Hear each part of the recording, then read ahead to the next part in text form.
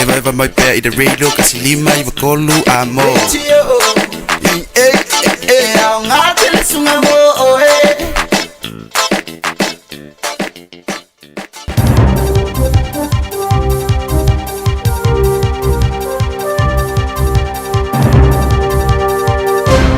E toi whaatalo whaatu I lau whaafonga le nei tu lau leaso, lo mai o tātou telefone o tu whaatasia mawinatu e lau Radio Samoa. Ua tu ina mai nei tua e le official wa ai tau, o se whautuanga I winga lolo wa o le tau, le awhiangai ma le telo whaitua North Island, whaape tu matu o South Island.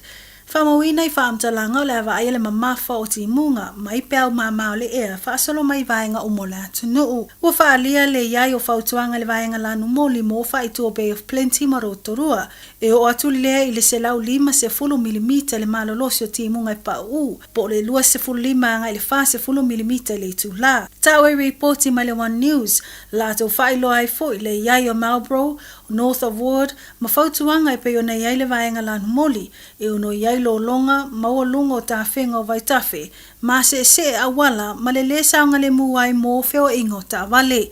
Fautu e ina le va ai tau e iai taimi e tō mai ai wanga mo sina taimi peitai e iai fo I taimi o le awha umi ai o na tō te tele mai o ti munga. O le ato I va ai le toi le lei mai o fōling o le tau le taia o le asfaraile, amata mai sisi fo le atu noo.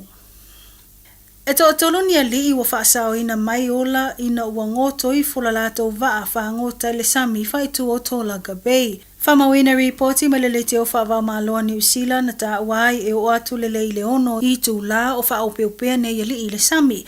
Mai whaapea na mafua o na ngoto le vaa whaangota. O na wala vea mama maule mai le e whaonga mo le whaangota ino le ula sami. Po le Craypot Line ma le vaa whaangota.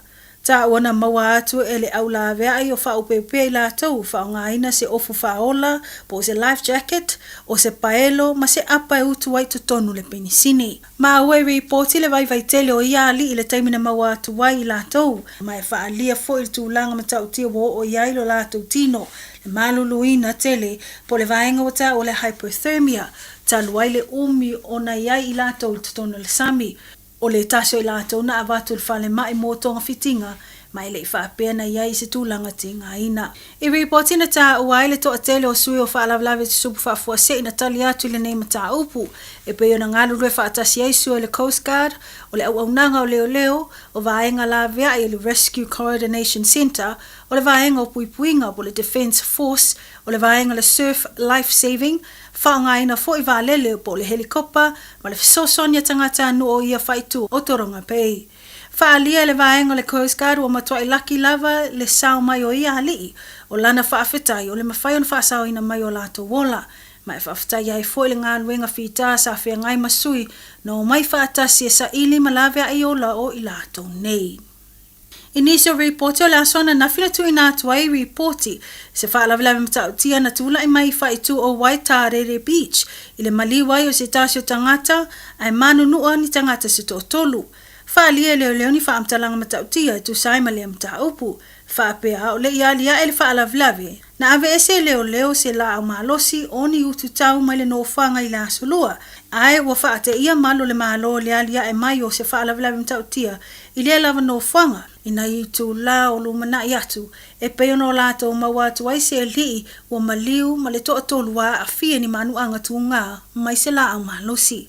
Whamawina I reporti e iale taitonunga sa avile se tamaititi, le numero o whaalawelawe whaafua sei mo leo le tasi, I le te isi lavo le tu lai se funmalua le vavea o le asolulu, e whaapea e na o le vili lava le tamaititi o le telefoni, e le talanoa atu le tangata o lo le isi tu o le laina.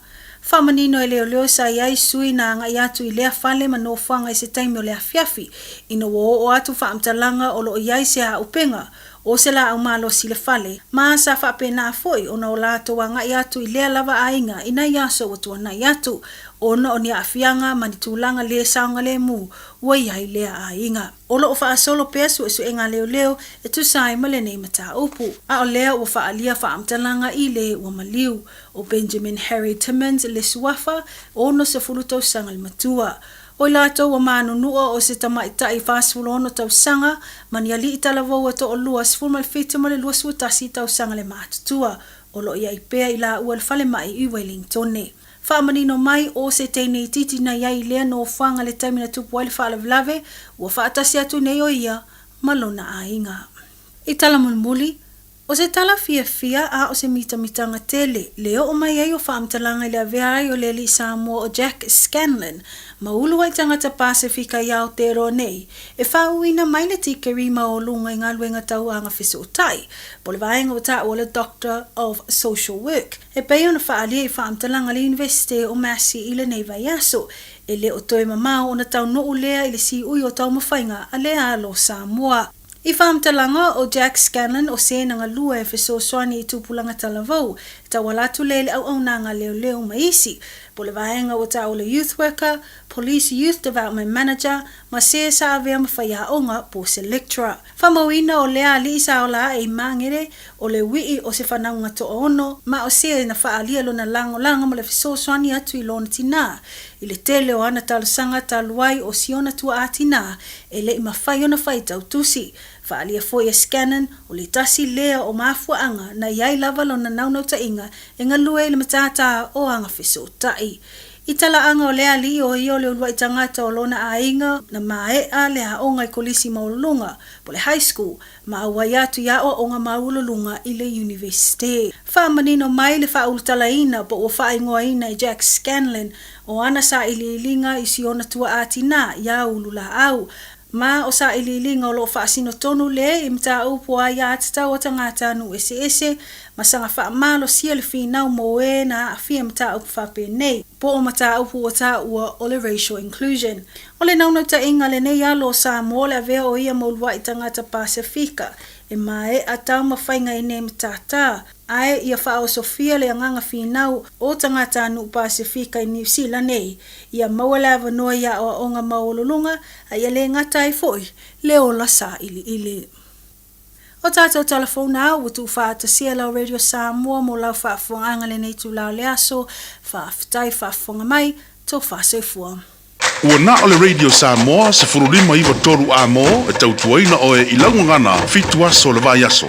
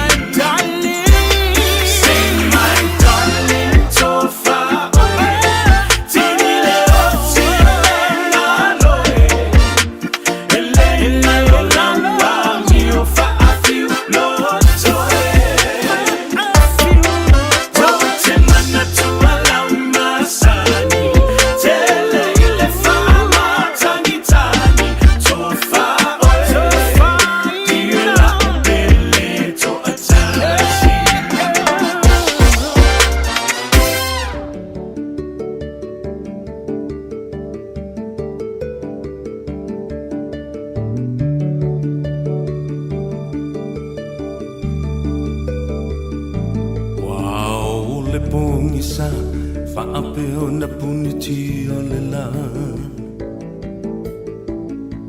Wawa o le langi o le tingu fo I le muta O fitilo na muenga Wa tofai paloi mata Fitilo fai solo Wa le tau ai lona loto Le uso e sauia O le vai nulea e te tau mawhaina Papu mai e le pauno Le wha amalu lea ua e la ina Ia wha amali e ina Pau o se mea ua au mawaina Wha alango mai Ilo utau au e te mapua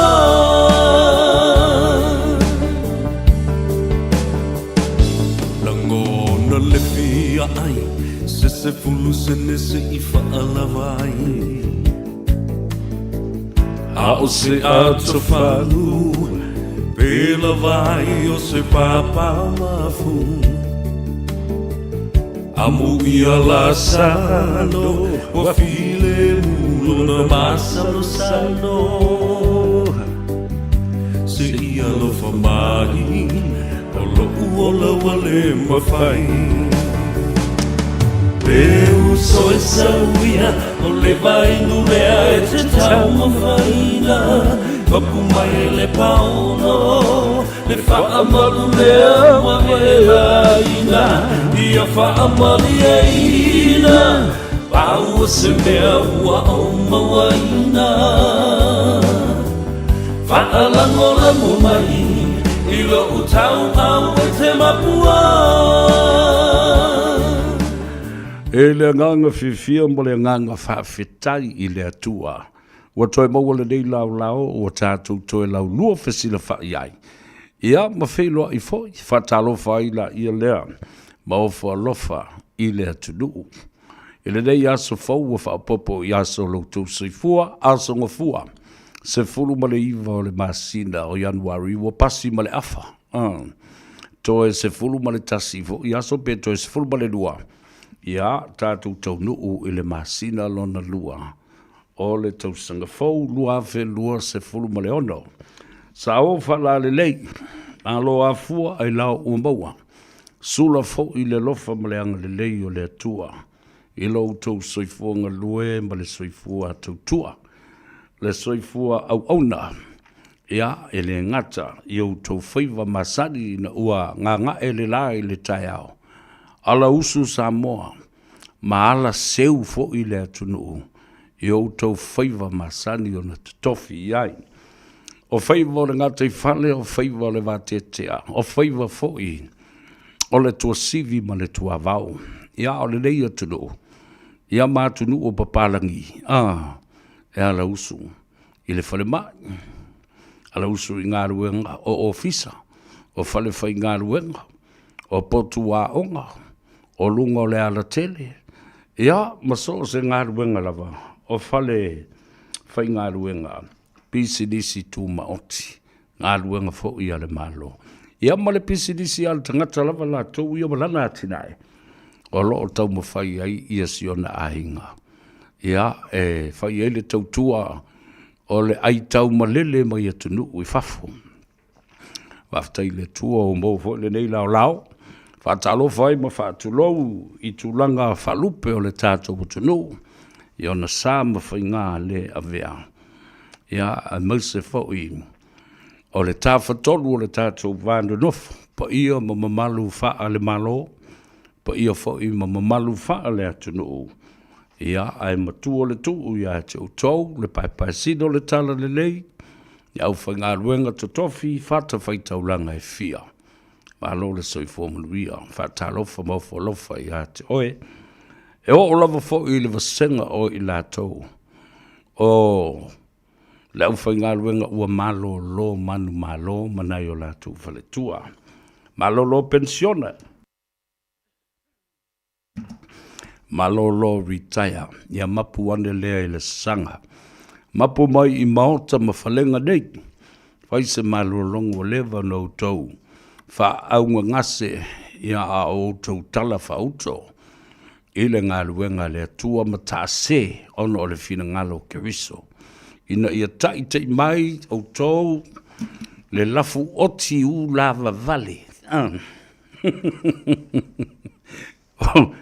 o mai e a ai fatasi ma le pao ma moe e le no fuanga lafu le mu ia ma le tele ai o le vau Watalofa fa pito lava ma fa tulo fo i le tulanga o pa ia fa le malolo fa fonga mai o tatu tai io ia ai o le fionga i le konsula o le tatu malo tuto tasi malona au va ia au kilani New Zealand le fionga i le tama le malo le alo o tunu mafono a fe mata palu salue fa pole lua ma le fatua ia le au pepe ma le lena ia fa pe fo ia le komsino fe fa tawa inga le sui konsula le au va a to ma le au fanga wenga ia ale fionga le konsula ma le ofisa ile ofisa au tu ma le mauta Samoa i mangele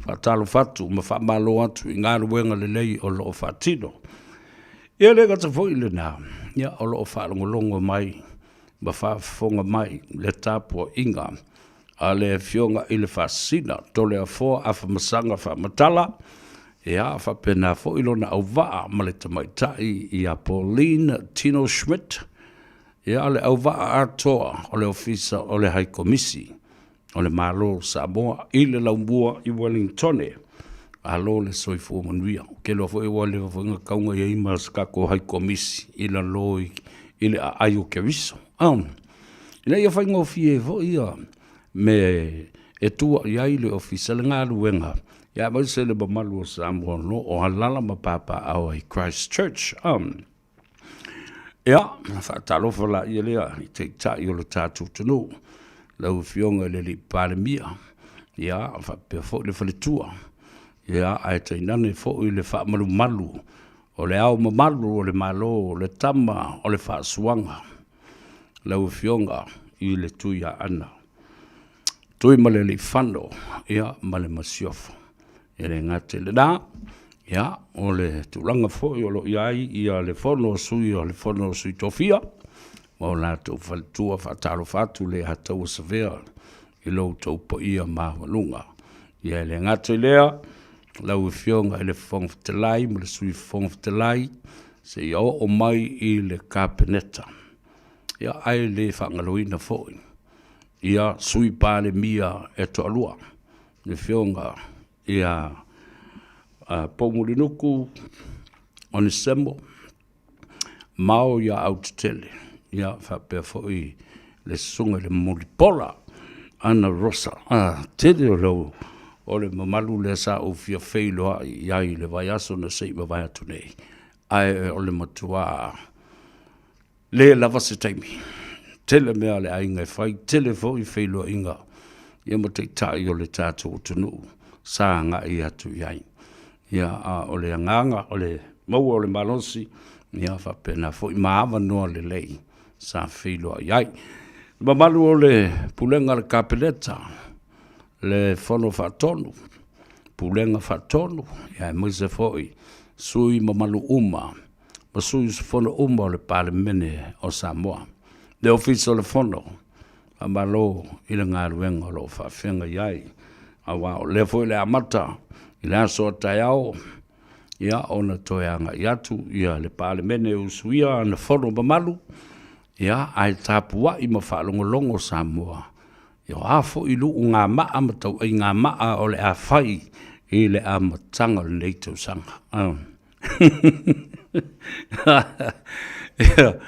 Ia ona whaatalofa lea, ma le whaaloalo i nai tamam, tina mātua o le atunu.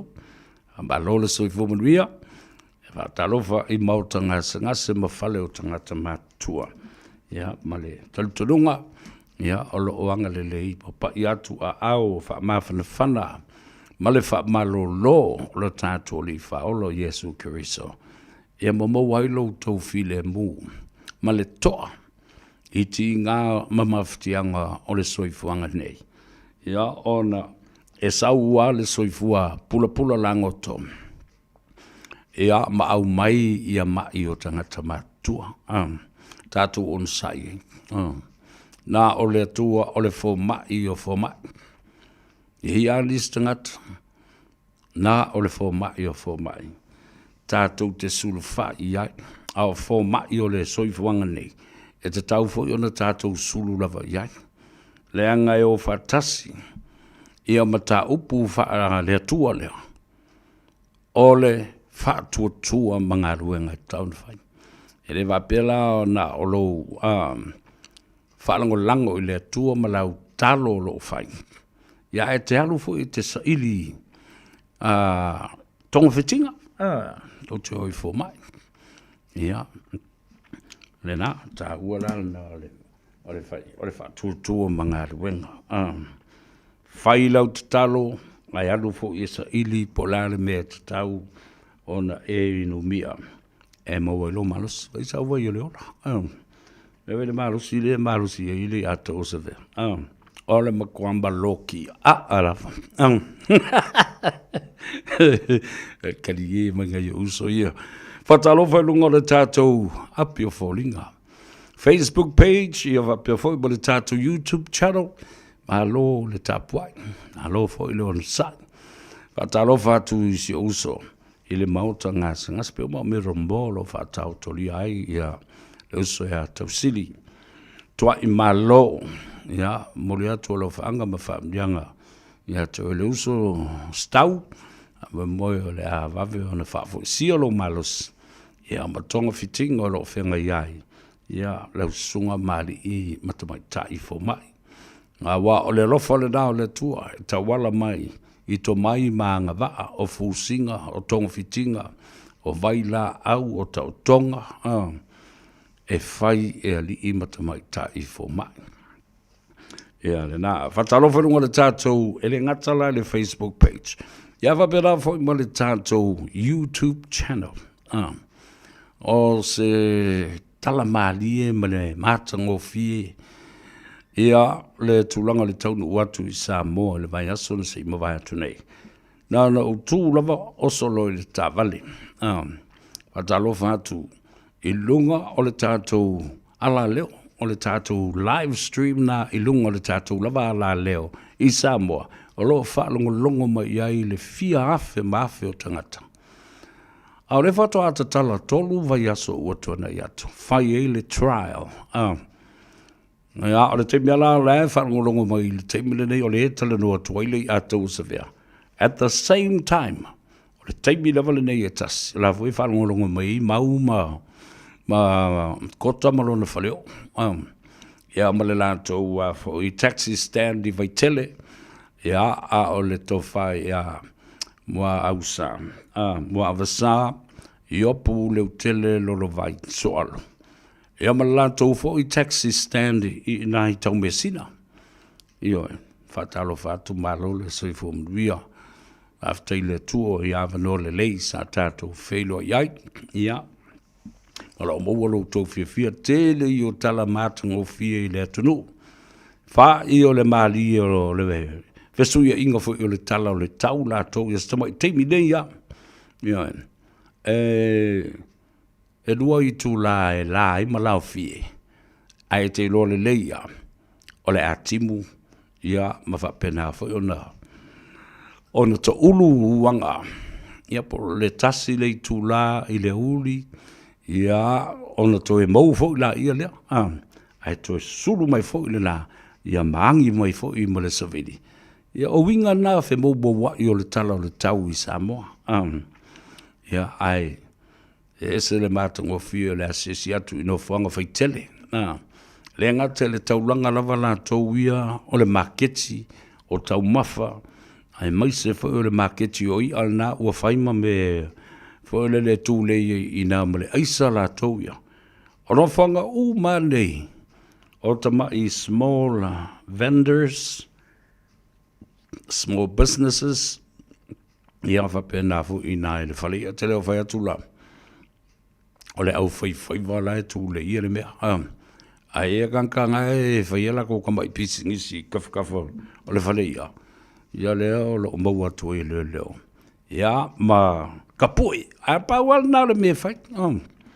Wa matua matautia le mela o tula i mai ai ia le sunga le ataua. Afa masanga Samuelu ma le sasa. Le mea o live and tau le fai. Mau tonu fo inisi pulenga sa iai. Ele i malosi tele le nato wosofa inga le mea lea. Lea la wala i ona fat tele ina le aisa i Samoa. Mai tu sape fe mai o mea o laeva tu tuila manu. Ei alo talitanunga. Ei tangata la wala ko kuka inga le mea. Those are people with the knowledge and people that have been taught how to create malato kukaina le aisei tonu o Samoa. Lala voi lale na, e lai ona le whaititia le sapalai o le mea. O le aisa mo le cocaine, o le methamphetamine. Ia maise la, lale uto e ola le lei ia me o whato anga foi lea. Whato anga maluana, whato anga pakalolo. Wata o i hawa i ta o le pakalolo. Ea ka uisa la whai, ka o le pakalu. O le si whai mea, so le o le whiwhiwhi tangata. Ai te wawa ai, iai mamori mau i le tūlanga o le tele o tangata. Sa e masani ma e vai e yaso ia, ia pēna o se ofu vai lava vo lele vai pupu. Ia pē sa vali vo i lalo pē alung se vai koskoso. A le teimile nei, wai wawa ai i tangata e whewa i meo 4 wili o le meo le BMW, Cherokee Jeep, ma le tele o isi mauta ma le ese, wo iau i lea tunu. Pa o la papoa, tinted windows, ma matua whaapungi sā mai vo lele ia meo tionta. Ia matua whaaleo te tele vo ia meo o lātou leitio mysterious a o pau. Ia wai wawa iei pei ua maurulunga e pei o le maungo sinai vole nā lua i mose e pe ai ma mai meo papatusi ma tula a whana isfuru. Ale mea le nā lau iai. Aua mata ia foi. Ona o le tō tele o i lātou. E leini ngā ruenga. E le whai ngā ruenga. E le un tangata fo ina le leini a onga. Awa o le tala le nā. Ale tō tele e masani iei i tangata nei. O whaia lātou mafutanga fo lea e ta o Cars Club. E whaali ei ia le tino le ta vale, o pao le ta vale, o le māua lunga o le ta vale, ma le leo tele o le stereo o le ta vale. Me lana o te whai atu ai. A o me ta u le whapertania accessories. Ia meo pambas fo ie, o meo paula popoa. Ia o meo apa e whapipi i le tino le ta vale. Ia mana ia fo le teu unga o le ta vale. Ele ai ma se mea mea nei i taungo fie. Whea la le mea au mai ai. Lea la ua mana i o wheto ai to tonu lava le mata upu lea. Ma le mawhatanga lea ua maali lie i ai ia leo Samoa ma leo tuila manua. Amerika Samoa. Ai loa tangatai o Amerika Samoa o lena sauma se wha momoli. A ua mauti noa o se aisa, po ni nā koti, po ni whala au whasa ina o mori mele tangtalana. E lea tau fia ma pua ina e leo. I pangpango. I le wafu i pangpango. Pe sau fwede wa lele le tafuna. Airport, e lea tau fia. E tō lava, a leo whai e whasota inga, leo longo mai e leo ma le customs mai tuila manua. Na watu le wa lele. Na watu ai ma le pusa lea, po le tanga pepa lea, le wha momoli lea. Leo wa mātou i loa wha matalanga le tangata na sau e whai atu le wha momoli ma lafo atu le pusa lea. Ioe. Na o le tuua I lalo under surveillance 24/7. Luas fulfai tu lao le aso fitu aso le vai aso. O le a wati le iei oe. E leo a le territorio America Samoa. Ona saule o le vaa I lalo po o le vaa lunga. Tau nuu I faleolo pe tau nuu fo I whangalii. Po fea lava anga I ai I le vaa. Vaa lalo po le valele. O le walongo. Whaatalitali si saule tangata lewa tau nuu le vaa I apia. Po sambo foi. Saule tangata e piki le melea. Awa foi ni whaalavelave I ai leo Samoa ma customs. Tu se I alu. Tu whaamatanga le leino no tanga o siri alu, ngā alu. Sei tātou muri ai lao I o leo. Po o whea le tangata e tau nuu I ai le paso le po le pusa leo. Nia I le aikia. Le aikia fo le lena o avatu lunga ora po le kalamele vai taimi. O le mafaufaunga I tu o le mea lena. Aua lava ne I whaate ia seisi o tangata nei. Whaato a whaate I lava. I le taimi wa tau nuu loa le a fifilea. I lima o le tama matua e ona ia atoa le eisa. Awa tangata nei o atu nei e tu lei atu le mea ma lafu atu le mea. E lo taltanunga. O tangata nei e leo ona paua le lato e tau o mea foot soldiers. Nā leo a fo le whaatau savali le mea ma tu lei solo le mea. A o tama mātutua la iele I o I le mea. That is the final destination. That is the sole purpose of this operation. Don't catch him when he comes to send that parcel. Let the parcel travel from whatever port, whether it's Pango Harbor or Tafuna's airport, whether it's through a plane or a sea freight, don't bother. And don't intervene yet. Wait until the parcel arrives in Apia. But the person that is suspected should be under 24/7 surveillance. Photos taken. Pueata. Muri le tavale. Le license plate.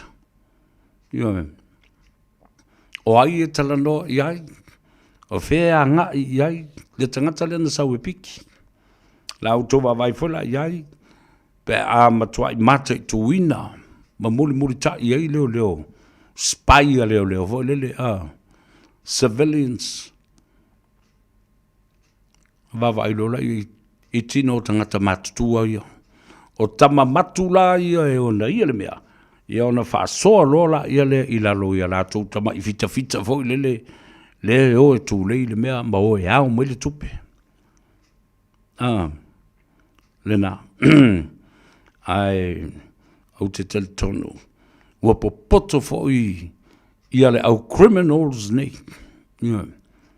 They are well aware because these criminal minds, they continue to create and recreate or even having expanded knowledge to other fields that the police haven't thought about that.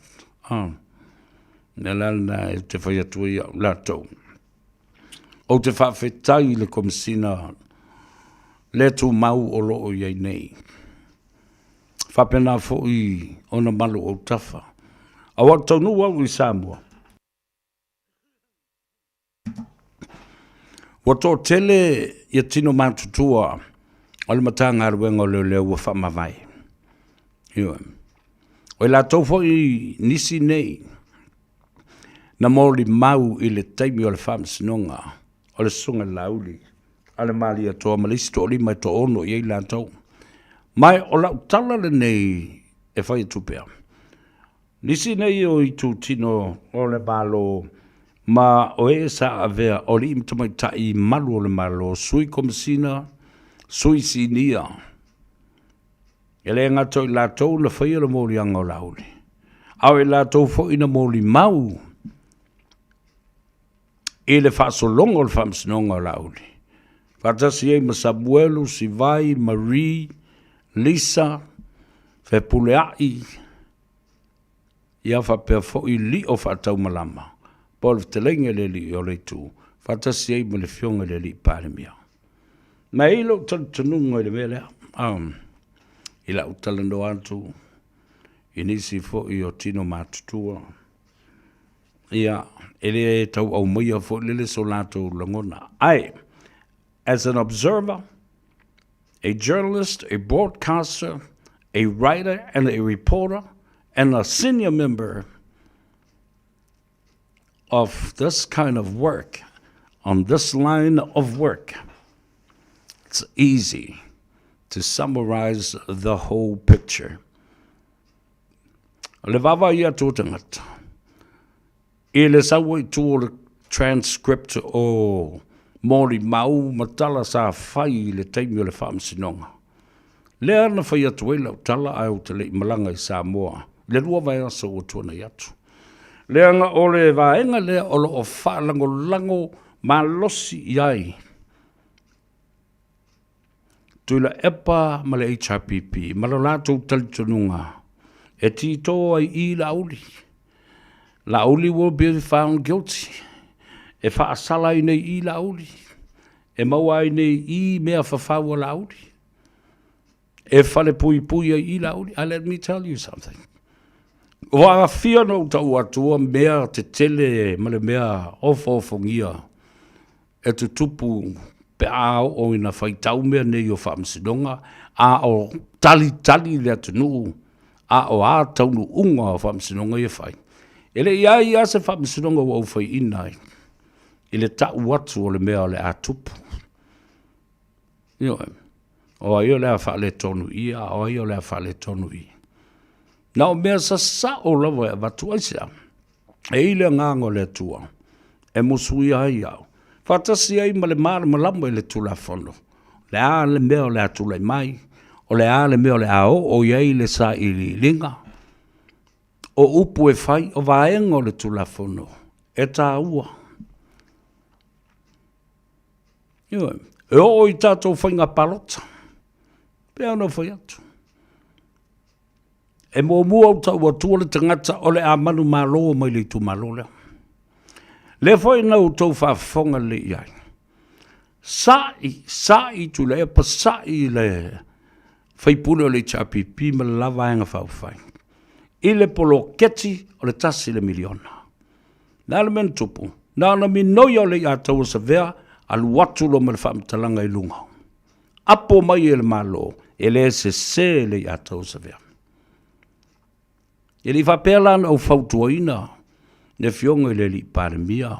Ma le komiti whafoe po le steering committee e whai se mea I le mea lea. I to whinga ia o whono whawai. Lena whai tō lau tala. Au whawonfonga le fionga I le li pāremia. Le minsta o tupe wa aia le proketi ma whaatupe ina le proketi. Le minsta tinamu ta mai tai maanga whaso tai. Alo o ngafa ma le proketi. Awa fe ei so ma pispis so ma fe ou solo. Peni tai whauta ngata ni tu lou le whafonga le tunu. E whaari mai ei ina. Lo lātou le talia ina. Ma lo lātou te e le poloketi o le tase le miliona leo upgrade nei I le 2 miliona. Lea le tala na whafonga I Samoa. Tase le tala le atau sa vea. Au tō pisa hotele. La auli ma le mamalu o rautou committee whafoe, the steering committee. Whai seisi whainga whawai. O ai o na ia le poloketi. O le fast. O ai o na ia ta iala ma whainga whawai e whaatino le poloketi o le fast. O ai la le fioula. E ai le ngutu ma whai mai. Ele e taui, ele e fea, ele e pāleni, e whaitu au. E manatu ai. I le poloketi lea. Ua na o la auli ma le malo. Nā tau te suia. A lena u whai atu lau tala. Pau ale mea sei ma le a. Ave ese le tofinga. Tei whono mai la wali ia. Sui fai puleu mo le chapipi. Fai se si fai ngai fai ai. Se yes se vai se fa longo la e tu va fonga la tangi si pinta baiti.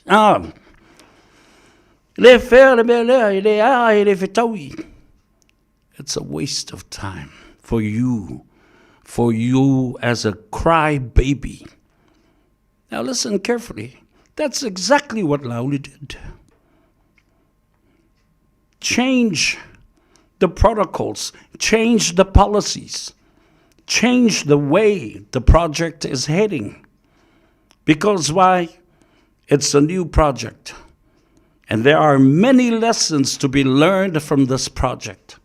Aya, tau te whieia, whieia, walana. O mai le palota, tau te alofanga iai. Whamau wa whātua tuaina o tau e o tau tumalo, wa leino tau tūlai mai le tofi paramene. I le tofi whaipule. Yes, of course. O le paramene. E le palotaina o tau te o mai I se ei tonu. O whono whawai I tumalo. Na palota o tau te o I te whau. Tā tia male proketi I pe a whai o tau ai maa ma o tau whiei taimi uma e le aise o ngal proketi. What now? Wani. Ma tuafutangisi wa au tau whalongo longo mai I mele whatua nei. Nā la ia. Ai whalongo mai la ia le rasta lele.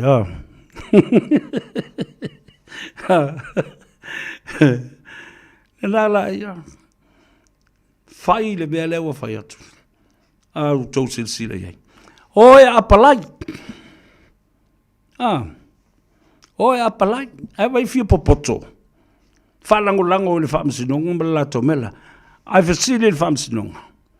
This is nothing to do with any unconstitutional call. Ele se vaengo le whawai. Tofinga ia I tonu whono whawai. Ioi. Ele ai. O mea wha loto I whale. They are internal affairs pertaining to the constituency. Nā me tau te leo siu stai ai. A whai atu tau te o e apalai, e tau mumusu, wa over tau wha mawalung, mar tau fia popoto wha mai e iai o tau. Te leo tau whai longa. Te leo tau to mai. Tau sao me le palota. E le o le mea le nana wa ai, le te tai o le malo. E fia wa ai le mea le tangata e usi ustai. Wha longo. Ma whai ma ana I le upu, ma le suinga o le wha vai fau. O whainga wha loto I whale le o se mea lote ai fua. Ma wha manongi le anga I fua. Le wha vai mau tutu o Samoa. Yeah, because that's your excuse. They said, this is unconstitutional. No. Sorry, wefa. It's nothing to do with any constitution of the government of Samoa or the people of Samoa or the state of Samoa. This is pertaining to an internal matter. I se fa vai o Samoa loke I le melea. Wa a fela I go popoko. Ne wa watu nei la, o le ale au lape mua lava. O te iala ia o toi wha tonu atu e le fionga le li paramia, ma le komiti whafoe. Nare au wala leo whai. Ave ese le tofinga, wha teitei whono mai ate o tau ia ua le apalai. So the simplest criteria that you should be able to deal with it is send in an application. Ngala ia. Ngala ule lo esi me ola le lo fo yo. Era alwe e maka ile afo ile. Ile meanga maka ile ko inga fonga.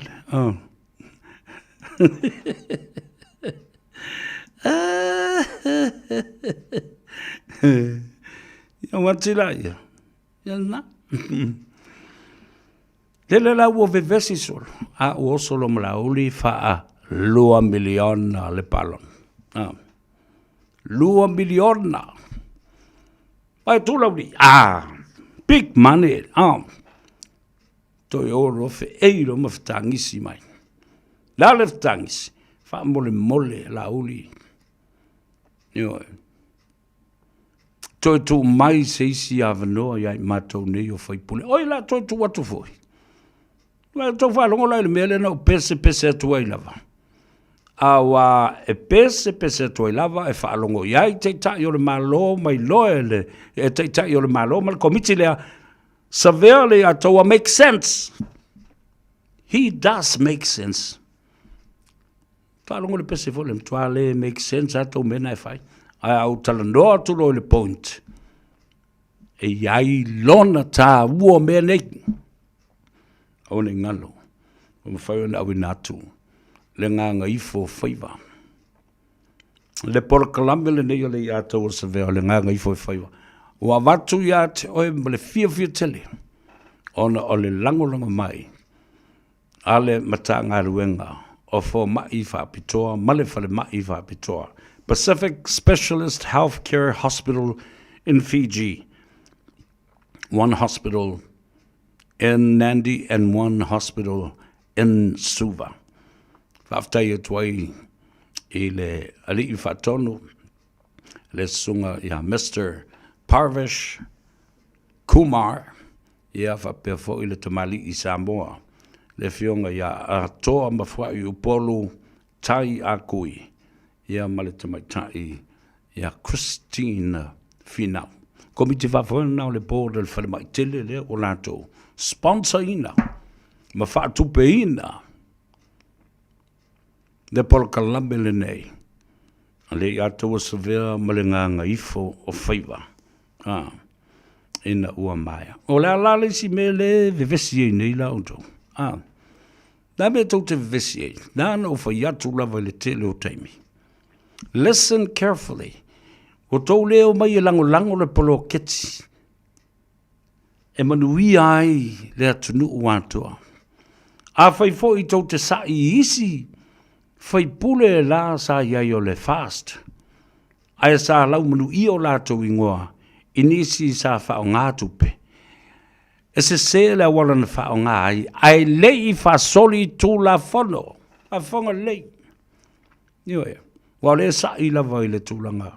O le tupe lea whasale anga numera lua. Ai e mai fōle ata. E pisa o. Wa umana watu le ta iala. A watu ai ma au lape e te tau o na muli ta ia. Wa umana whaamsinonga o mangele se kati fioi. Na te le inga o ia se tupe. Na te le I whao ngā se ina se tupe. Ai o le taimi na whao ngā I le tupe. Na whaia I le taimi o whaato sina o le palota. Le la upa umara on tofi. Aolo iai pe le whaatua tuanga aisea. Na tele I aia se tupe pa mo sene. Ai na ia o le mele na whai nei. O le redirection of funds. Not misappropriate of funds. Listen, tiel pa whai uko popoko ke le makou. Wa ko kalanga I whai. Me le amalea, ia wewa whai lei. To whai mai le alu laulu se aonga le mamulama laulu.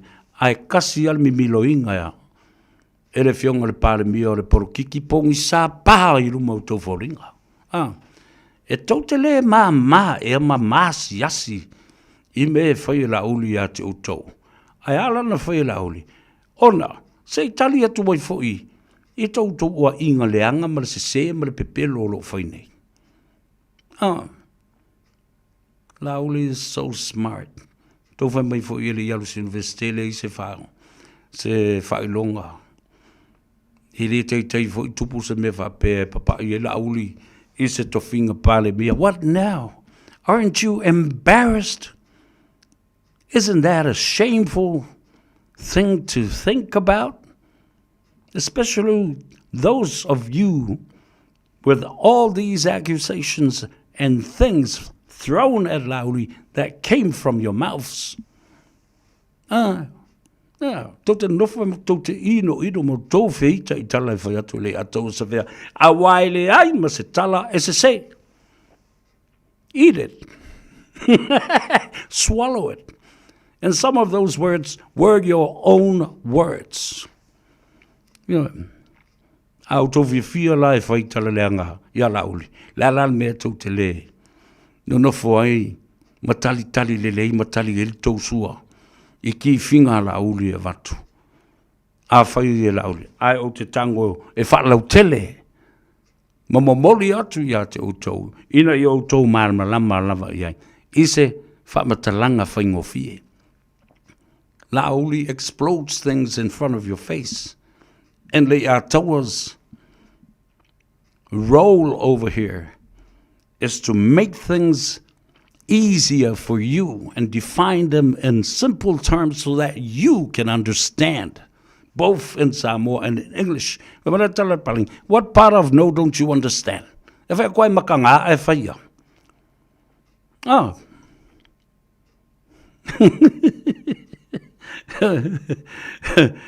if I RNM tase, for my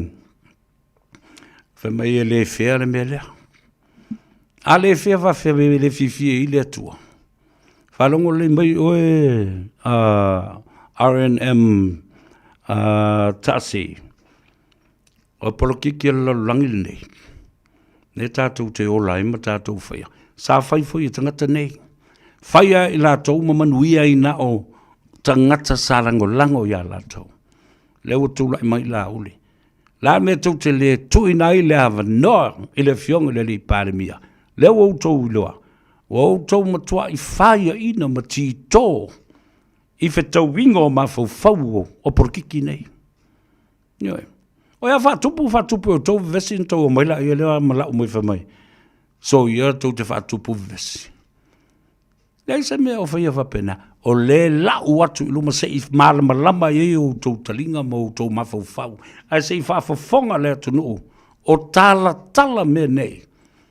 Ina ia whaingo fie on a follow. Whaingo fie on a malama I le tau whaa lea tunu. Io na o lola I le tua I sao tangata tau na ave I le tua inga. Ai lo o le tua I se. O tangata o le. E nuti mea ma amata mea. E whaia ati na e ina ia manuia I le lau tele o lea tunu. Wala. E mana ia lai lau whaalongolongo mai. O tau ia. Ka talo whātu manu fōu leo pepe. Alo le soifua manuia. Ia sau oe tase. Alu e ka asese I sisi mea. Au ke sau foi I mane me tupu e fua le vevesi alu mātou. Ia le nalai. Oops. Nena, au te lea tau fia, nisi o le chapipi, malawuri, umalai o mai langa mai lunga lo porkarame. A mea, o le sae le nao whai ngā mea. O le aunga le nao au te se I o utou mai. Se I o tango ia o a I le lei o utou mawhau. Pea se le ingo e te sawai, se whela e whaari mai lunga I. O te talia ina oe ma le fia ma le whawhitai. Whamai ia si mai tai mai. Maro si mai tai mai. I ti fua lau. Sai fua manuia. Le a taua. Ia manuia le tātou porkalame. Ia. Tā ua tele. Le tātou tala noa I mata upu nei. Lea lau o tō wawa aine ia.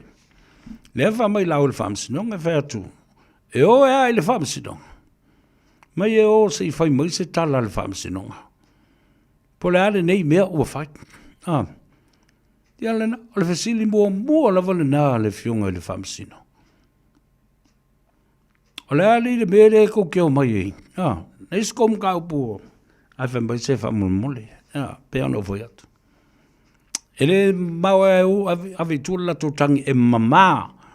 E wha uau ma tala no ina le mata upu nei le whamsinonga. Ma whaatonu mai eima o te ngia le whaamsinonga. Stop wasting my time and the court's time and the court's resources. You are the culprits. You didn't listen and satisfy the first criteria of the application is you need to apply. E whai aku e whemai e le fia apala I kamasa sao. E whalango lango o whamsingonga e mai e se kari. Ia whasilina e whai elu. Na tau apalai. Mai le ai o le angmako whakalikali apa e kali mai. Whamai le whamsinonga e le ai e leo se mata upule nā le whamsinonga. O tau e tau no tau sius ta I le au lape o umana whata auto mai e le whono whawai. Ma le komiti whafoe. Whatasi ai ma le tusi ta yala. O tusi tu la whono nao whainga whawai fau. O le toe o komiti le mia e le whaipule o le tumalo. O le tofi te whono le whono whawai. Wantila. La o si pela whalele e tu whapena. E tō te mumusu ai. You don't like it. You think that you're the government of the day. Please know where you stand. Whalongo I le malo ua tu. Whalongo I le taiala ua umana whafola atu. Ia na whatulori al whamsinu. Lara me ua utou le apalai. Ia lero tilo whai. Ia o so mai lisi le meo ulango mak whalongo. Whamele mak kai kai. O le kua ngai aungi I whai se meo. Whamele mak o whaila kusi e au ar popole. Le na whalongo al tala. Ale ala. Au popole. O ange pea ye oko kalangoa mo ange vanko application. What now? You relied heavily on a resolution from the courts. But the courts, right from the outset of this court case, as you didn't listen. You didn't obey the first ever criteria as to go and apply. Well, whaingofie lato to silongoa. To whoever is concerned, the purpose of this email or this letter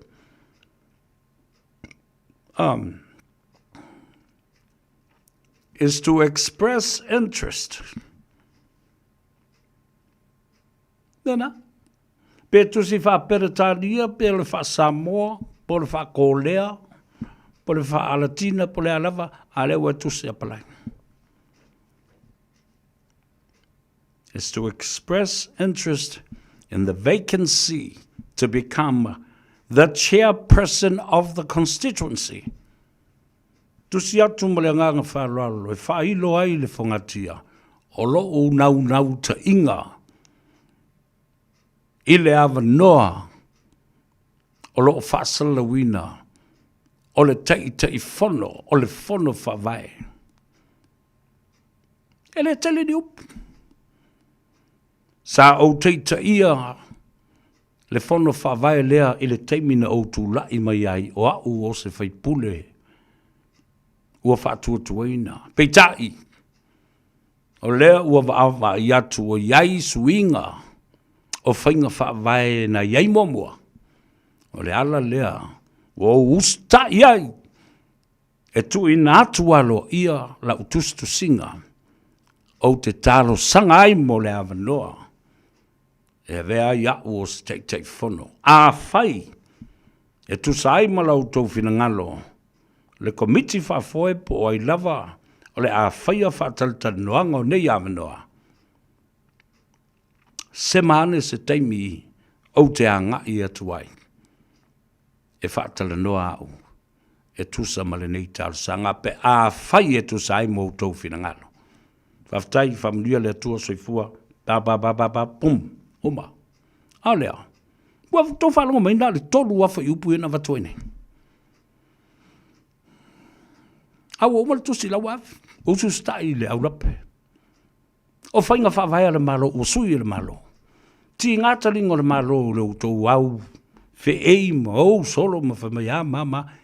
O fe ni me to te le lang lo inga ploketi. Ai to te fia ai tu per ploketi le sa tongi o to. O te telefone. Ai o ma fa le ang ploketi. Now the arrow has turned around from the project and came and hit you in the butt. Ha ha. E te vei te nofo fua mai mafo fau tala leu te whai atuai. O tau umaia. Leanga tau te o. Ile tā inga e tasi. Ala le whati te inga tele leana whai nei e sa whatalua. E whionga le tama le whale le tuia. O le sui o le chapipi. Sao no le tuia manino mamalma na mawhawhetai atu ia sa watu e la whawhetai. Ila song fua lena o le lava yaso male as tonai. Wa e le muli atu le pamale to telo le chapipi. O lo o e whawhau mai e o le whamsinonga. Ia pule mai le whamsinonga. E tafi e sea ai le whainga whawaya le malo o faula o whainga. Awa e pule lo loto tu ia. Wa e le usita ia tu le epa. Ma le ala. Ma whanu toe o tino matutua. Ma i latou umalava. A ua whai lo usitai. O lau whaata mali i le nā. O i nā foi. Wa tilo fia mātangia mai ai lo wanga ta mali i. Lo wanga tausi ta mali i. Tausi taitai. Tati el polkiki. Awa i lo le leo le me manuia i lo i tu malo. Tiai. Leisi to sfulma to tolu. Ai a ngai oe e whai lau whai unga. O le pule tangata na fio mai ai i le mauta fono. O le pule fo le nā tangata. Leo e toi se ei nei i maa o mali. E le manuia lo i tu malo pena e tau muri la uri ia. Lele ua fumfa atoa i le mea. A wafoi. Le lau nofonofu ma. Aki ngi lima. Vape, oh my goodness. Angai loa o kako uskai ma whaile. Whaile application la kouia. Mena i lo ilu meo le wha mawalunga. Male manatu wha sausiri wa utou ata mamai popoto. E sui le mawhau lauri me toi lafo atu ya o tou te tai. O i tu malo le ai. Ese le mea lea. O mai o tou i o le paramene mo i te whau e whai tonu o whai o malo. Fono whawai o mai i ai tama whanau o le tu malo e ata mamai. Mai ai le lātou tō whā. Ia tāwa vai me i e lua. Au ole fia pule o le paramene tō sau fia pule i le fono whawai.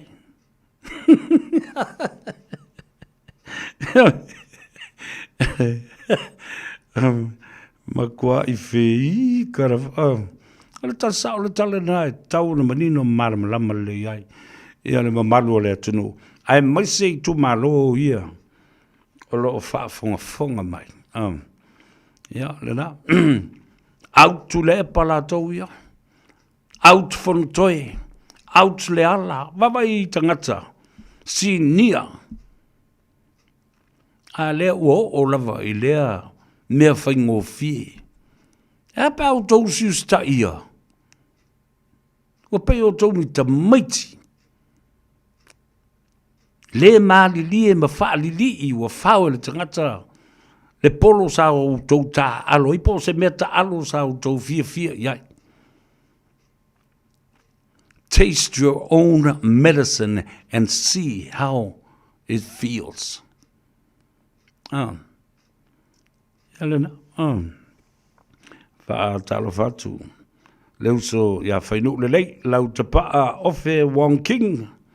Nā lo le sa whamanuia. O lo o mai mua mai le tātou nuu I vaiala. Ia pia. Fa talo fatu.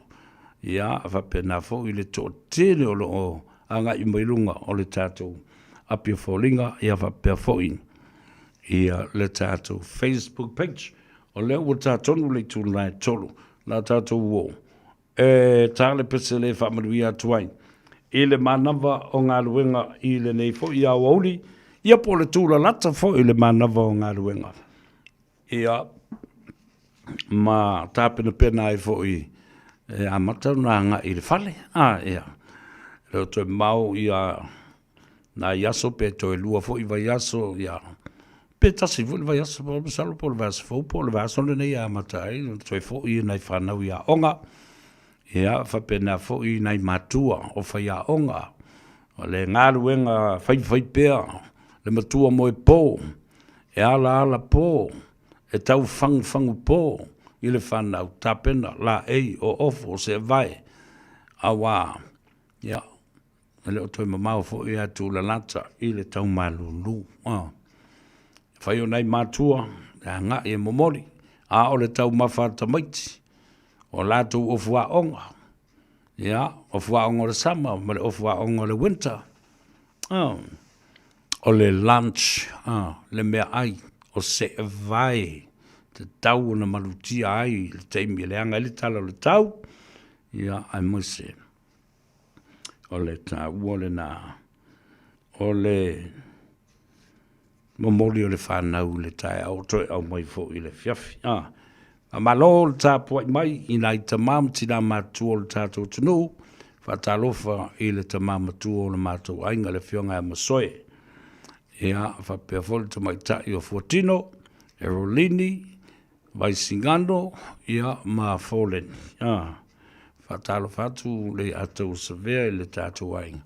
Whapea foli le tamam matua i atui mawalunga, ia masiona to lua po le faltua foi po tinao le ainga atalo fatu malule so i fomuia fatalo fapitoa e le maftanga a le faliu nei le la le maftanga le na tamam tila matua uma le tunu le ana manuia mai le se i fo i le o le sit seni le na ave se o tato le afev se lau valus fulma le lua fatalo fo i le tamam tua Alo sai fo manuia au mua ave ia ma le tausili i le tina ia au auna le no whaalo ma le a inga li ia mai se au tau tina ma tina mātua ma lava i whale o tangata mātutua a moe o lo o manuia oe whatalo whapitoa lava i o i le tātou maketi le naolo i le tātou vai Sfulu ma le tolu Lappington Road, le fionga le saoli i atuala tau wātau pautino,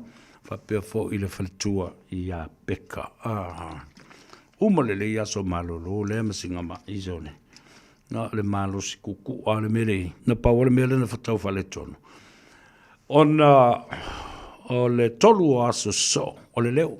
Whea ngai ma le tunu, whea ngai ma ainga, whea ngai ma paolo. Ya, ina ua mai a fo i le sauni nga tele i ele malai mamauta i pai lei i sola ua ina ua te tala ina ma susu e ina le ufiata o le sa o le fionga i le tangaloa matua pale a sina muli talo li sona tumanu vau la vea ta mau nei a inga ina ua te tala le teu te tala le maa, ma wha maa vai tu ai, i mawhatianga, ma wha noa noanga, sau whitia ile nei a inga ina ua wala au le atua, ile ta maa, pele o le mātou a inga. Ia, mai ale nā, sa anga i mai a inga, paolo mga whasililangi, ia, ma whia ngai fo i male, to le nei a inga.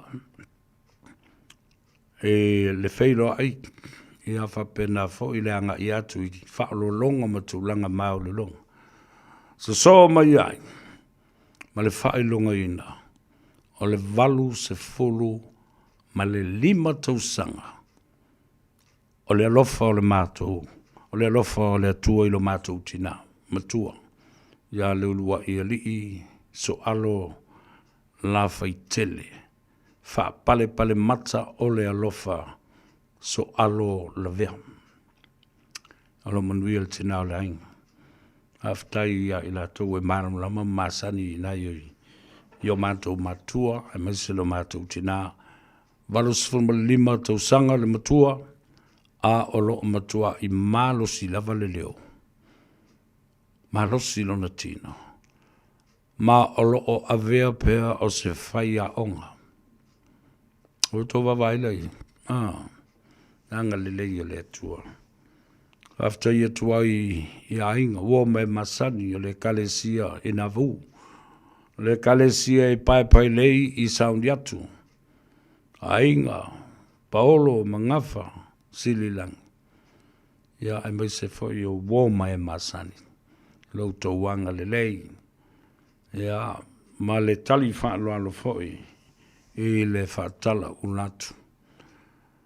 Ai salani ala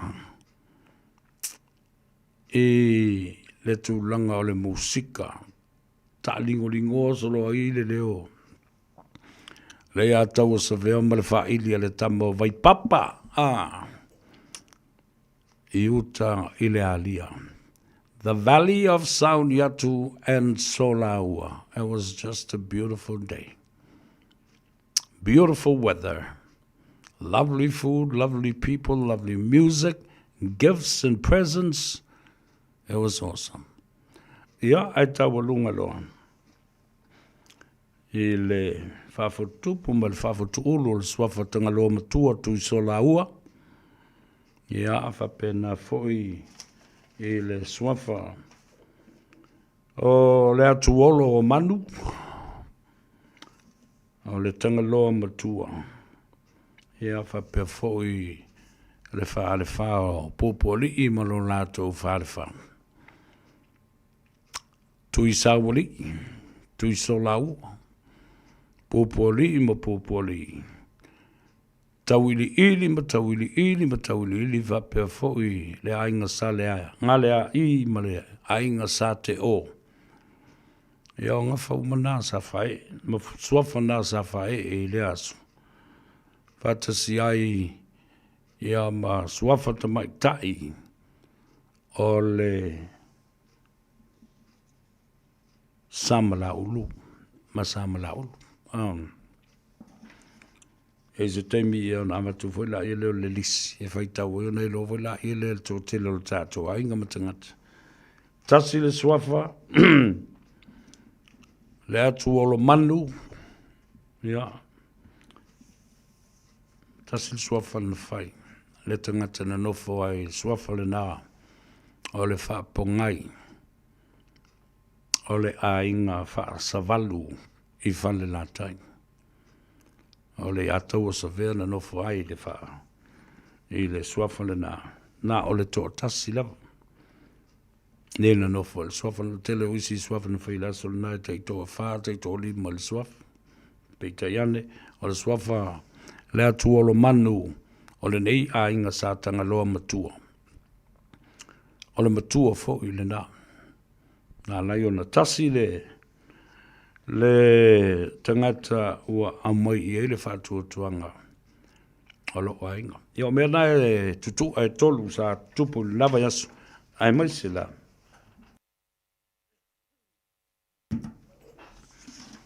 O le wala aulia whaaloalo mai I le fionga I le panemia. Sa mawhiloa I le asolua na se mawhai atu nei na uato ai tau nuu le wa ai Samoa. O lo momoli mai lo whanga o le fionga le li panemia. E le na autangata o le fast. Samoa I ona tūlanga maupo po e ma Samoa a toa I le lalulangi a toa mai se New Zealand nei. Le ulua I a inga lava lea na whatu o le fast. I au kilandi I New Zealand nei. Ia whatoa soa tua I lola I lea maisi au a inga. Se yo o ina so le atu lalulangi atua e a inga e lua se fulu ma le fitu. Pui a inga o matawhale ia o le whatua tua I le atua Samoa o tasi. Whafonga fwoi.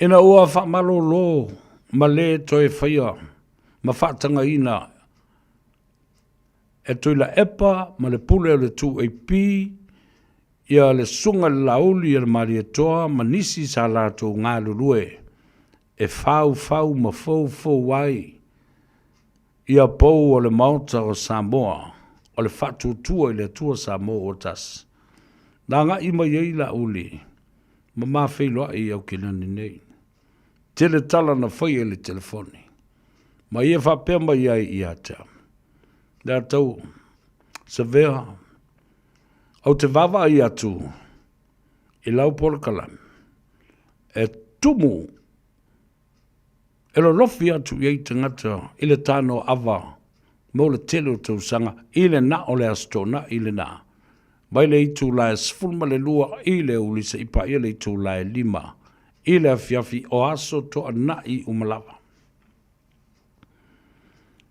ia no fatu le iai o le polkalame ua faisi umi tele. Mai ua to tele le mamalu o le atunu o mai tafa e fio le lalulangi. E tau muli ai ma tuli e upu pea le polkalame lea. O na alu lo leo le mātali noanga. Ise au wala e mawhai ai. O na mawhiso tai a o le ale te leo le maketi o te ngata whaalongo o Samoa i Samoa la vaia. Tutuila mamanua. Ai maise. O le botu tele i sa la whai. Matua mua e upolo. Ai ale ainga le tai ma le va au fonti. Whapea fo i sua ma vai whanua le tapua inga le territory. Ia tutuila mamanua. Ai ale ma malu o Samoa o lo alala le atu Pasifika. Ai maise New Zealand nei ma Australia. Tau fatu e le sunga lauli al maletua. O le ale meo lo o i lo fatu. Tau noa lauli al maletua. E ta ua tele pe ama fai. Ona whaunga le i atou o savea. Ma le polkalame o le tano ava. E momoli ai ma ki liva le sa vali le whatu tua i le atua Samoa otas. Tau whatu i le sunga lauli an mali atua. Not a problem. Le ai se mea le angai. Mai au te fia talia ina lau whionga. Ma lango sua fo i lau wha moe. A o ta pena hai. Ia le ana fale male maota o Samoa. Wha tua i le atua Samoa o tas. Oi na. Na tāua i tere.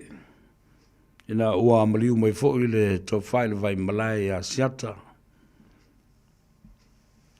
Ma manga lue fatas le nganga lava lea. Sa u fautoina ai le sunga lauli al mali atoa. O sa mola vaia. Ele mwhai ona sui e sisi. A o le mea te tau na amata mea mai ai lau sunga lauli.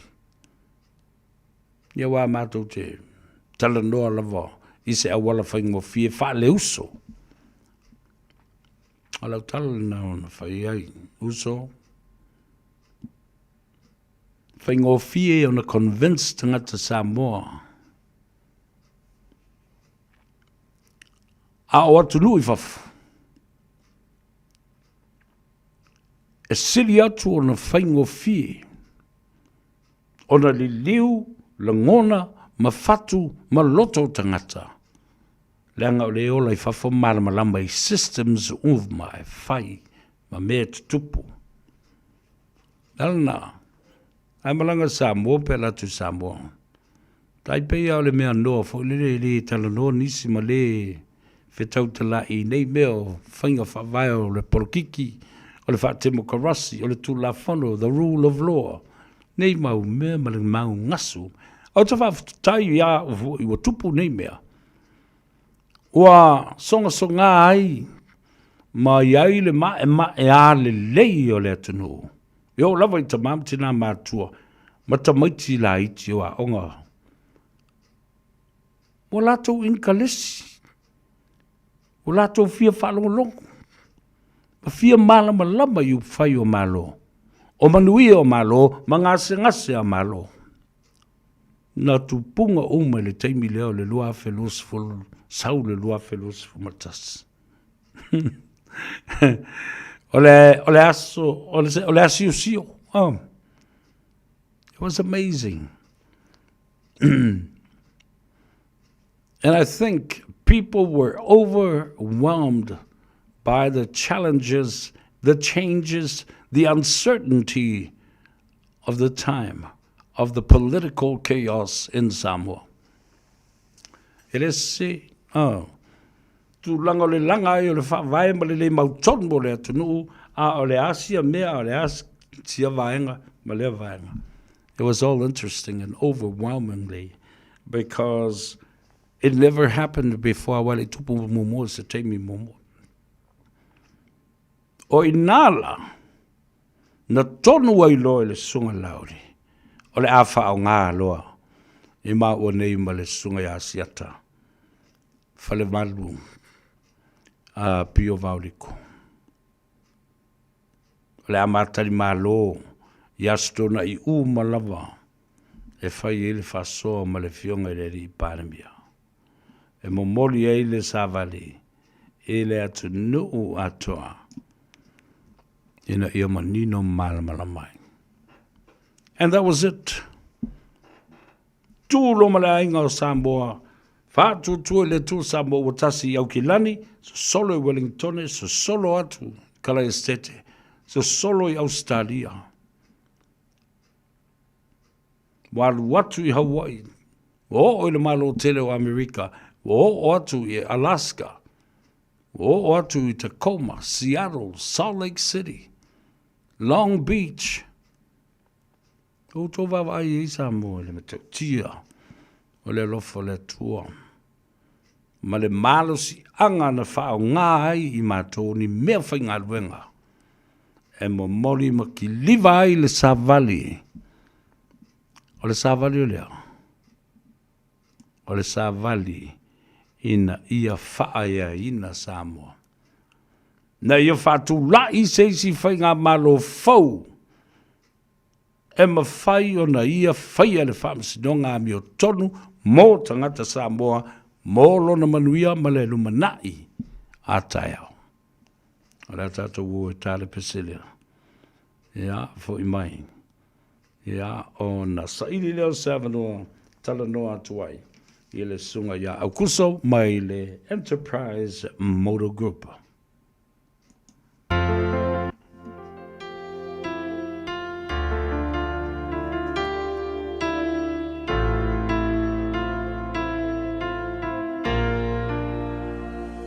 Yeah, ele winga tumao ainga kaina ole time le falu maina le asfifia le fa folinga be atumu tumu mai utungata tate amu atu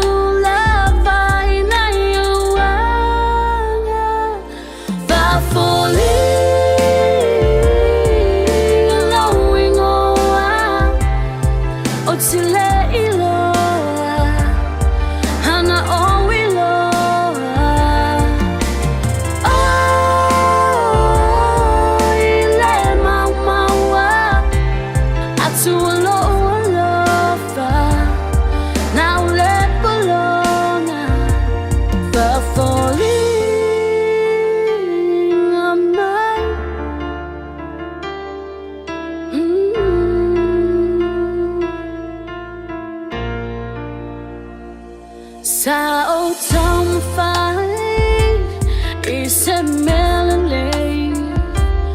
Oh ma moselumana ilele. I se punga it's l'Italia se fa tu anga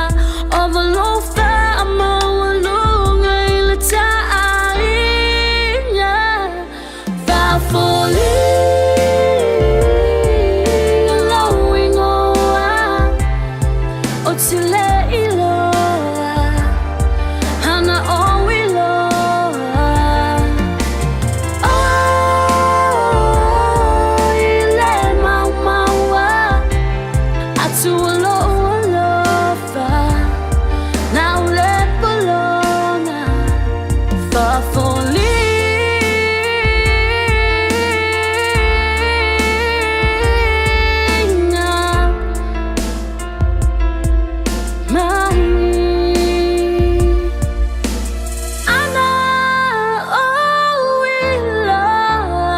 If a bell sepanga they are saying falling allowing on until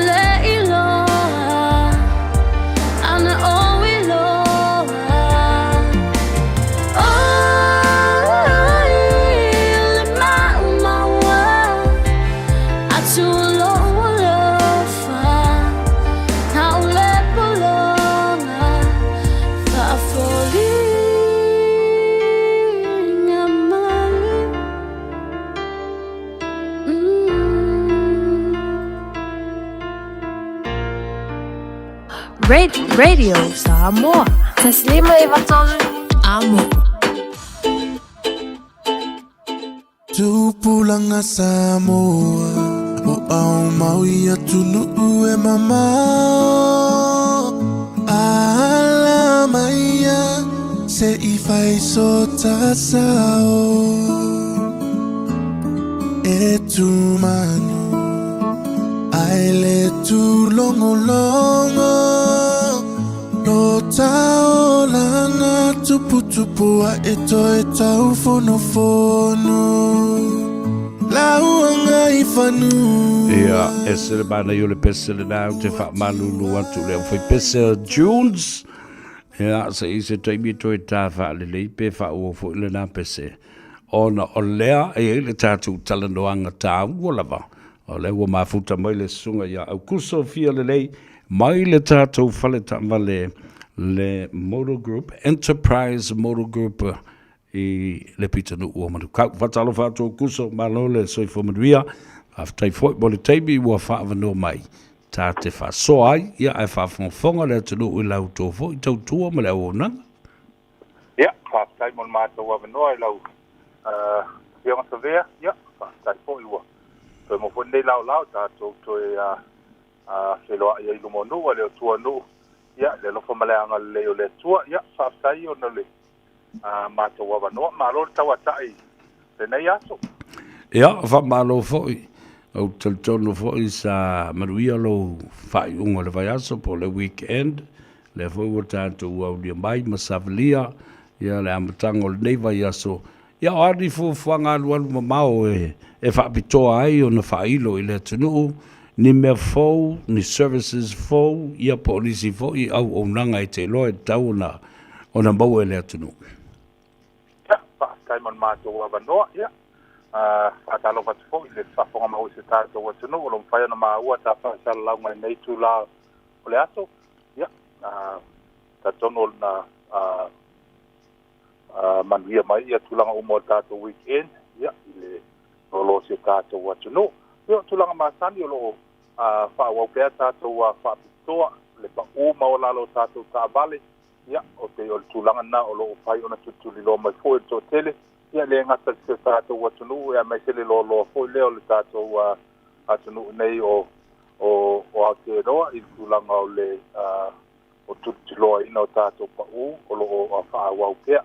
Ia I nei vai tau ia I telefoi le 21st century ia pe o taimin nei o le online na pe ua umaso ia sa tele ana o I tūlanga o whata avale ia pe o nei vai tau. Ia, o pe ua, e sau sao atanga ta fo lele file research na online. Ia, su sao mea ke siri po avanoa ta vale. Ia, fi o le tele na tūlango, e ufa ia ili nei vai te, I le sa ili ngau sa leo le malo se ta tunu.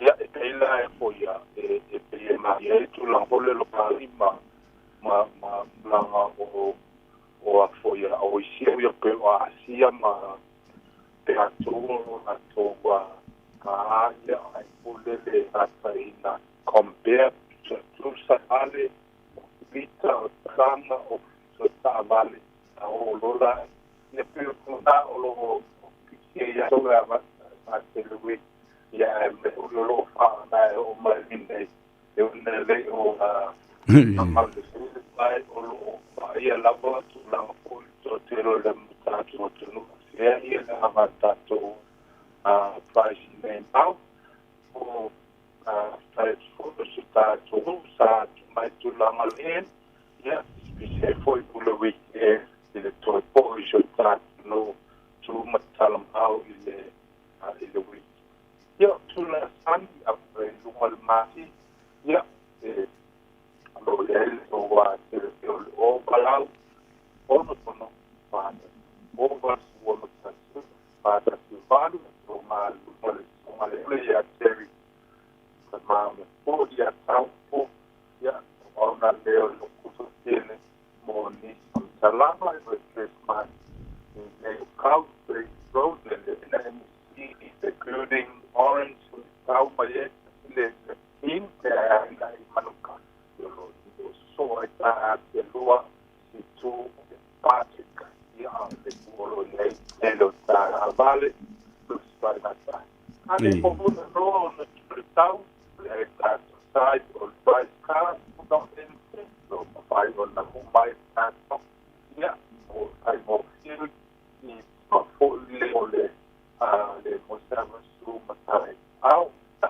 ole ele lao veamos no le yaso no terreno Faiva ya guarda no se stava tu no ni poi le la pausa sta tu no se va ya Simon Martino ia malo fafti tele lava football teimi o tata le doi la teimi a tala il tata o falta vale la so ta o le teimi tapu ni ai ngal wenga o tulangani o le ipa ma apali pitua so fa o mai mat termina la apali sia so o lo so sa ia fafti tele lava maruia ngal wenga toil nei o fiafi o kuso ta felonga i pea i se teimi o le nei foi vai aso ai fa soifua ia mo le teimi nei ia fa on mato fa so ia soifu ia le sunga ia kuso fia le lei ba le tatou falata vale o le Enterprise Motor Group i Marukau malau le latu telefoni o le lua fitu wono o lua fitu wono o ia ona ta uifola ia le address te anga ia tu iai whaingo fia le na te talo tau le iwa ta puni i le te ala te o le lima po le fitu foi i le aso a tahe au ia ona i tama o alo nama tama whanau o le turu o ngā rurue ma tautuaina ia o tātou tangata i le nei foi vai teimi o le tausanga e ala i le tautua a le Enterprise Motor Group Nai matua tala le toi ia le na whamai atu le pese lea a le au whi pese le Junes ia a wafo i ia le whafong whonga tāpuai ia male tū le lata i le manawa o ngā ruenga a le mamalu o le atunuu i so se tafa o le rorangi o lo o whalongolongo mai ai whapena fwoi o na mou le avano ai whatalofa tuai lungo le tātou wala leo FM 106.1 tasi o ono tesi male tasi whamo i apia i Samoa oka le matautia le pretty o le clean o le reception o ia le sunga e mauma le whale taxi na e vaitele ia whapea fwoi leisi whale taxi o ia i taumesina ia le tofa ia mua vasa iopu intia lo le vai ia whamalo ia tautou ave taxis o lato whaia le tautua i le atunu Ngai whanua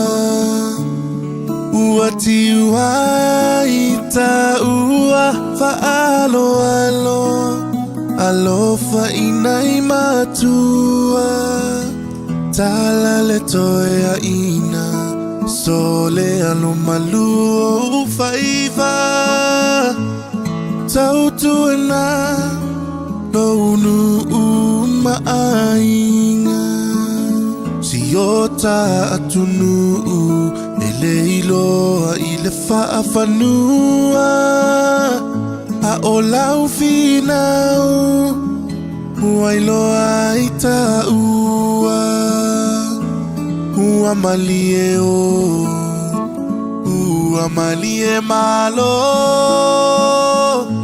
Olau pulelea Ua malie faasao Iyo lau angai fanua Ua tiua ita ua faalo alo Alofa inai matua Tala le toea ina Sole alo malua Faiva Tautua na Lounu maainga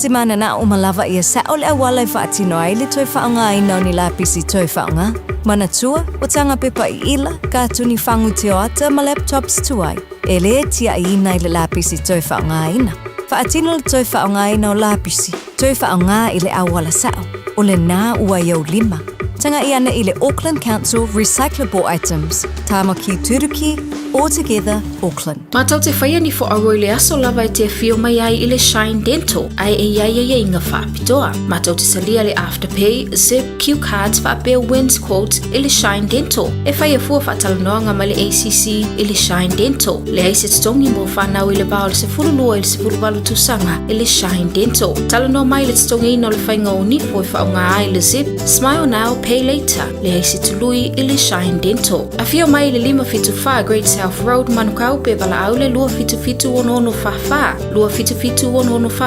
mo le Shine Dental. Ta lofa lava o le siu fofonga le neo Samoa le Radio Samoa.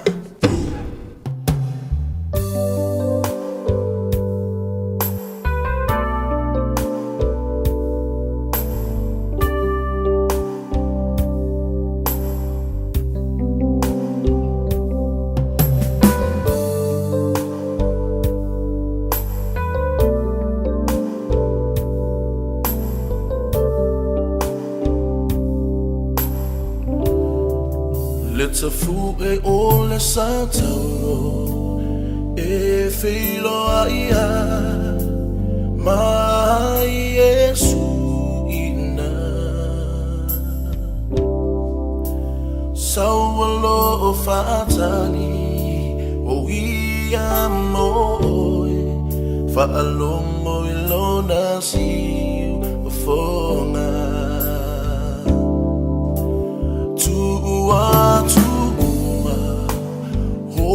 mana onga ai fa fo wina lo langa wana o Yesu ete mawai le hola e fa bava ilalo ole satao ilalo ole ole sataro tua tu oe ateia ilalo ole sataro ilalo ole sataro e feilo a ia maia ilalo ole sataro ilalo ole sataro tua tu oe ateia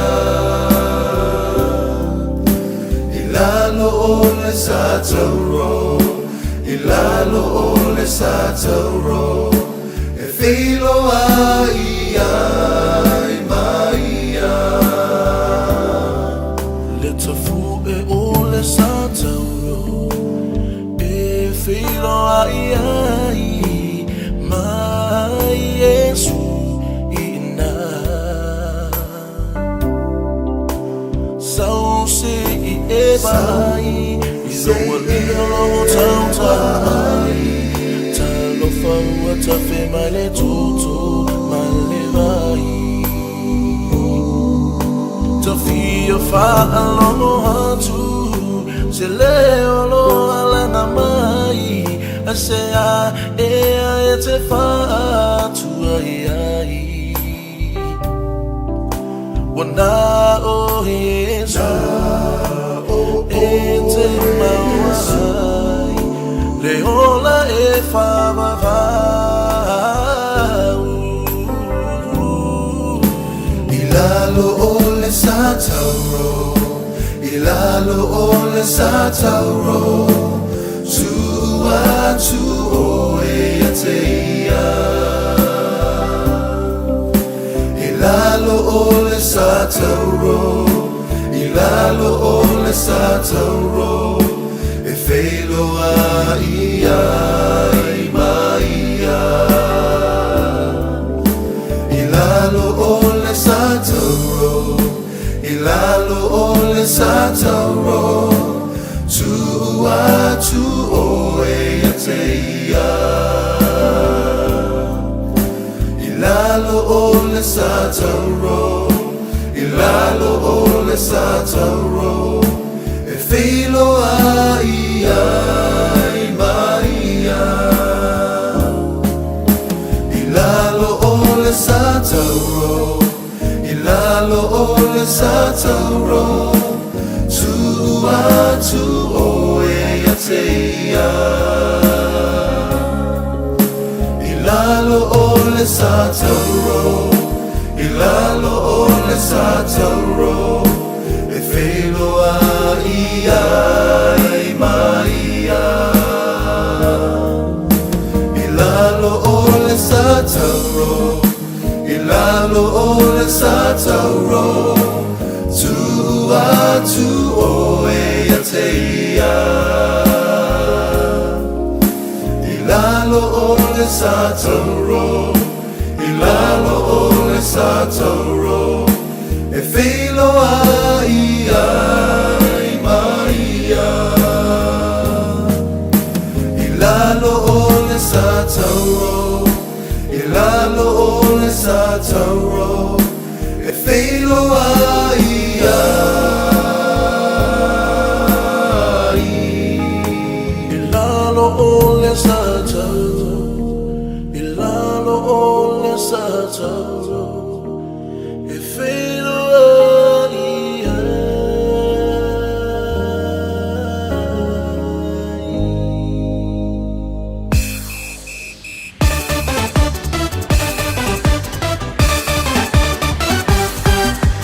Shake my love, she vai faile shake. Kanga ol kapi se fast name. Eka dum dum here, eka dum dum there, eka lalfa everywhere.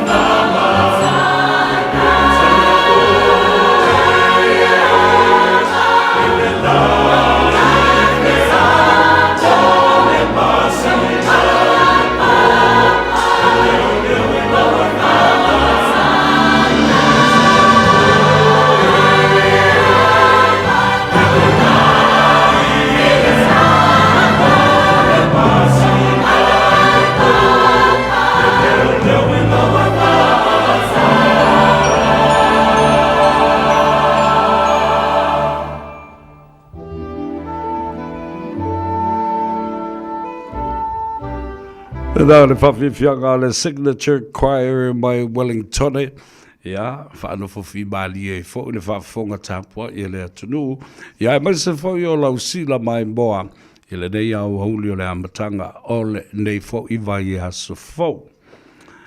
O leo ua toi whailo i le whawhonga le atunu se finangalo le kapeneta ma ua whailo ai i le fionga i le komisina o whainga palota le fionga i le whaasina to le fōa tui e whelolo John Stanley ia toe tau fia le whaatinoina o le whainga palota le titi ale i tu malo sa whatatas ia on o le puipuinga o maia i le vaenga tolu sifuru ma le valu o le tulafono whawai o whainga palota ina ia tatia mai se ia i se tai au se ia mai a atoa ia whamsinonga lo o whatino pea ma o lo o iai pea i le laulau a whono a whamsino i mata upo o whamsinonga o tangi o whainga panota ia le na ua umana whamanino mai ia o le atoa e whalawi loa se aso o le a whatino i le whainga panota ale i tu malo sa whata tas ya le tu malole ale sa ia le fionga ia seve anapu te I fui mono ya le la sa umia ia le tofi o le minsta o le sio manga Peter Yane ya na ave le foi pule sa tula i le foi le dava I tau le tofa ya le ana Ronnie Posini Peter Yane e o mai vole whainga palota, o le wha amsinonga o le whainga palota leo. E o pa u uma I la ua. E le ngatala I le whainga whaala tua na mōdi ai I le whionga ia seve, a napu te I fuimono. A e moe fo, ia ele mama fo I lima o le whaipule na ia aveina le tangi. Ma lala fo lala na whaasalaina I fo ima ua. Pa u wailoa ma ua tāpena I nei ia le whainga panlota le titi mō se teimi o le a whaalawi loa mai. O le whaalangolangona lao lea fo I matau pue whaalangolango I le whaatorunga mai I le kapeneta ia whapena fo lea o na whaalawi loa ma whaamanusina ele fionga ile a fionga ile fong te lai. Ai, ole lo tau du watu le vai aso na se iba vai atu nei. Sa mawhelo a ile ma le fionga le li pāne mia. A o fau la na whainga malanga. Moro le vala aulia mai le malo tuila manua. Ma o tuila manua sa ngā lulue whatasi male company leo whesota inga. Ai mai se fo I o le company la tu te whatinoina I le tele o meo o penga ta whailangi o le search engine Google. Ia le company tele le malo tele o Amerika. Ia ma whaisea fo ia isi au millionaire ma le au billionaire ma tangata hata mamai. I le whatinoina me nei o whesota inga, e le ngata I satelite, whapena fo I le tūlanga o le whata oto ida, o le tele o meo cable wires, ia po o wire fo I o whesota inga tele vavave I lalo le sami. Ua whaingoina la ia le cable wire na, ia po le wire na o whesota inga ua whaingoina, o le vasa submarine cable. Ia, mai I fo lale tali tonunga. E mai ia le whailo inga lea, na whaatino le asfareile, o le vai aso na se ima vai atu nei. O le wala aulia le fionga le kovana, ma le lutena kovana, ai mai se fo le fonga ftelai, sui o le maunta, le fono, whaitu la fono, a tutuila mamanua, whapea fo I le fionga I le pelestene o le senate, le fionga I atua olo manaia fruen. Sa saunoa I fo I la le fionga le li panemia. A tonu e iai se tai au. o le a mawhai I fo I o na whaatino lea ngā yoinga. Ma se whainga paanga, ma le vasa cable submarine, ia whapena fo I ma le malo tuila ma Amerika, ma le company o le Google, se le mana ni o bea la o atina e lai te tupu I Samoa, a le fe e isi au ngasu, ia whamai, leini mea leini ngā ruenga, mani atina e o lo whaatino, e le whainga malo o lo o iei nei. Tauru o fo I o, ai umalo fo I bal whaapasinonga, o le tamaitai le fionga I a savale noa, Beetham, lea na aveam, malo ia siri I le vaitaimi o le lua fe lua sifuru ma le tas. Ioe, lo ia siri lea sa iai, I le taimi ina ua pa ua I le whainga malo, a le sunga atu le epa ma le HRPP I le lua fe lua sifuru ma le tas.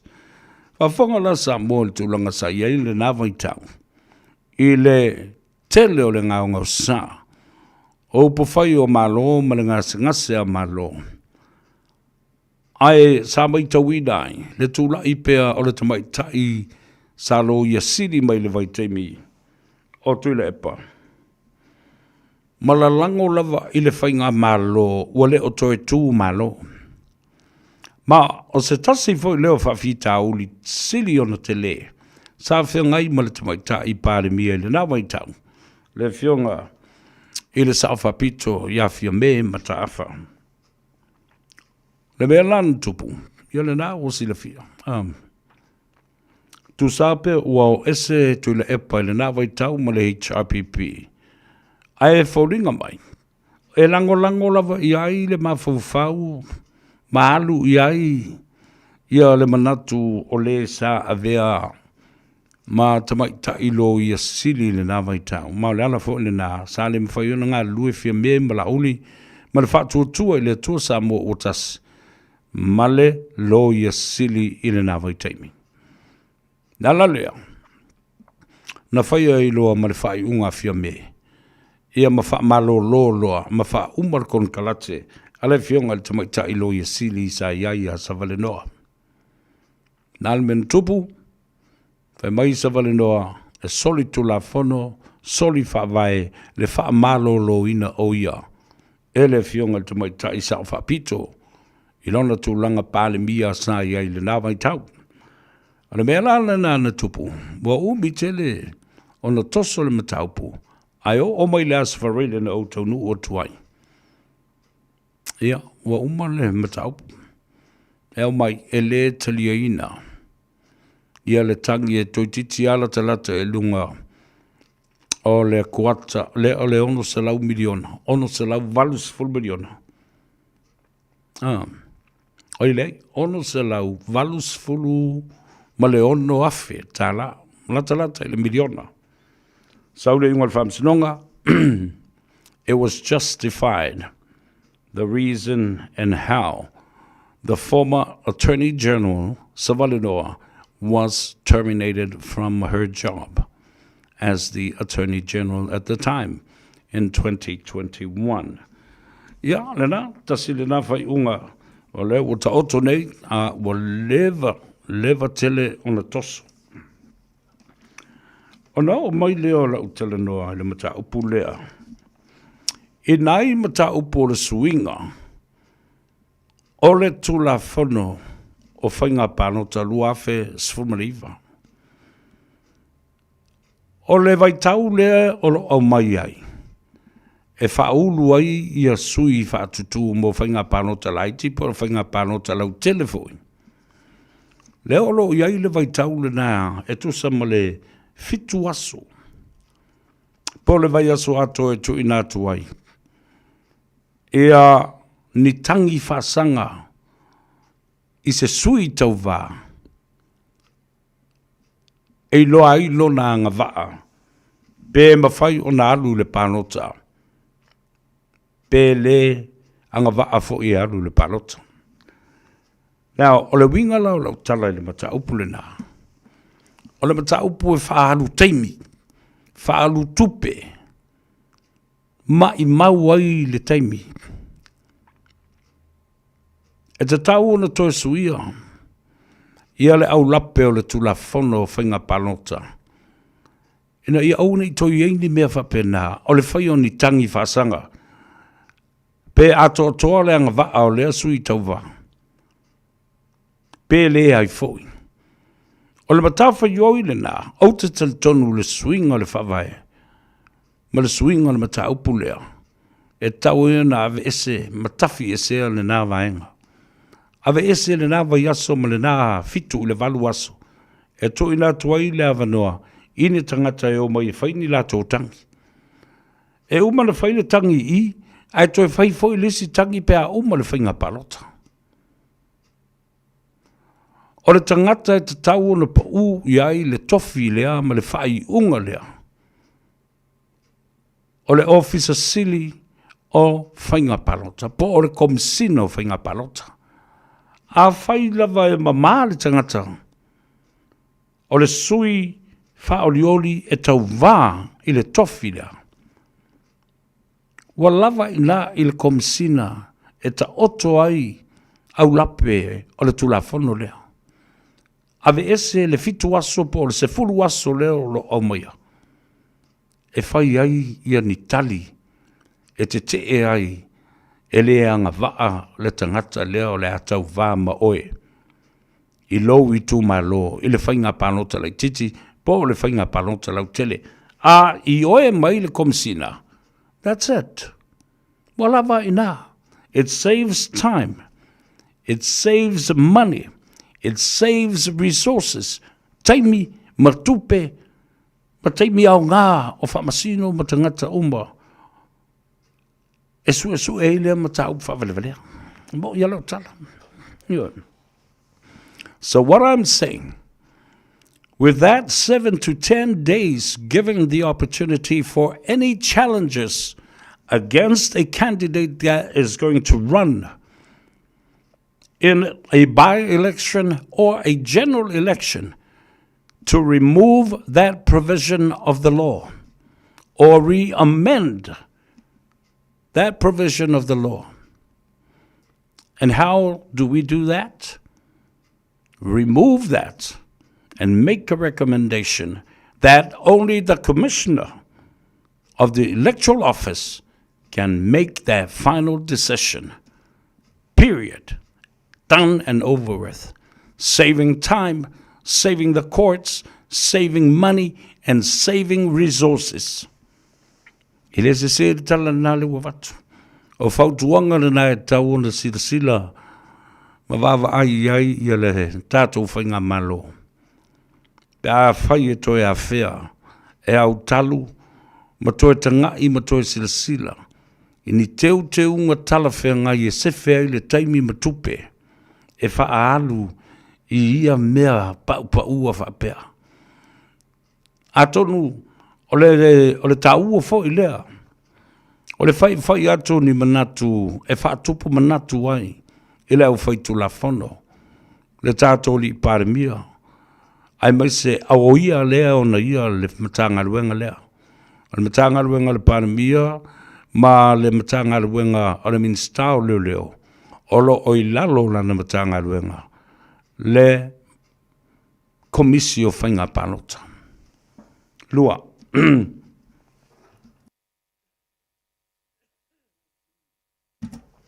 Ale vaenga luna lua. O te toi tilo le mataupu lea. O lea ua whailo I le whangatia. Ma whaalau I loa whaalau I tele. E le fionga I le komisina o whainga palota. Tui e whelolo tole for John Stanley. O le a o matu. Ofisa. O whainga palota. Ma o le ao o fo o ia ngā lulu e whaatasi ei ma leo. Ina ia po e whaatasi uma maao o mai I lātou. Wa lewa on te tau na le stala. Ai le stala. Ia. Mai o tonu foi. tasi lea vaenga ea a fia ai lea ia tatau o tangata. Ai, e mana o mia le lua vai tolu, e sui e fo i lea whainga wha vai, ona o le te wha longlongo atu. E lua i tu. E tangi u ia langona o le tangata, o na tausanga i le tūlanga e tala whenga ima tatau, ona le si tala, i le i tū malo, mo le whainga panota, ma le whainga filifilinga lau tele. Alan me lai e temil nei, ele i o lava tangata nei e whaile lātou le stala. O le fasili e tūlai mai, ai sār mea le ina leo. O le leo si ustai, po le lava le taimi, ai sār. Po le mamao fo i o me, e a ngā i mai ei tangata nei e whaia lātou le stala. O le sala o lo i ai le teimile nei, o le lua awhe tala. Mai ei fo lo tali tununga. Ia, la ta oto atu pēr fo lea i le whainga malo. Pē o le mamafa tele o le nei sala. E le va pēr o te whai ato se stulanga a o te talitonu. A tu i fola i titi i lalo i le awhe tala. Le sala al tangata i le stala. Mo tala whea ngai le nau. Ilo una ma vau. Ai ole hai a te tau fo i le tangata. Walanga leo wha malosia nei fo i tulafonu. As now part of the Electoral Act Commission legislation 2019 e tawaila ona amana ia le tulafon leango lewa umona pasia i le whawai e lua awheta la le sala pe a whai e te le stala. Yeah, something to think about. The Prime Minister, who is also the Minister of the Electoral Commission in Samoa, whether the 2000 has become a deterrence of people not registering to be voters of the general election, or whether that is too expensive and too high in terms of a money penalty. That's why for you live in Melita, Wallina. Pa ule aia tau fo i le tangata lato. Ia a o le te le fo le natu pea wa a fika de ia i le to tele. Le fia se furu afo i lato e le i le stala. Fa tele lai le lua afe le la ngā solo atu ia i leo mali ofisa. Awa leo iei fa mo mongo le temile nei. How do we fix this? Ole lua nao nei mata upu e tā wotele ina ia tanga imatu e sisila fo iai ele ngata ole ofisiri le fionga ato le 4 tu e filolo John Stanley ia ai mese fo ole bin star ia ai mese pe a fai e pick up mai e nisi o lau tu stala ia se manatu lea ole i ato o sa vea ona avele fa leo i se teibi lato te feilo iai, ma le fionga i le ali i pāle mia. Whatalo whanunga lapia fōlinga, Jeanen te o whaloto, ia whapia fōli te mai tai o Mina Retsa, a sink, o Siona Taleni, watching you from Sydney, Australia. Simeona Soena, ia whapia fōi ia Anafina Lui, talofa Anafina, alola soifo manuia. Mel kangi vavale ro vanga ia e mai Curero Mary Curero Talofalava Seville all the way from Texas. Hello, I've tight. Let's see now, ya o Faiva Utuone Talova Tina na le pitulu o Tara. Hello on sai malavoile fato to.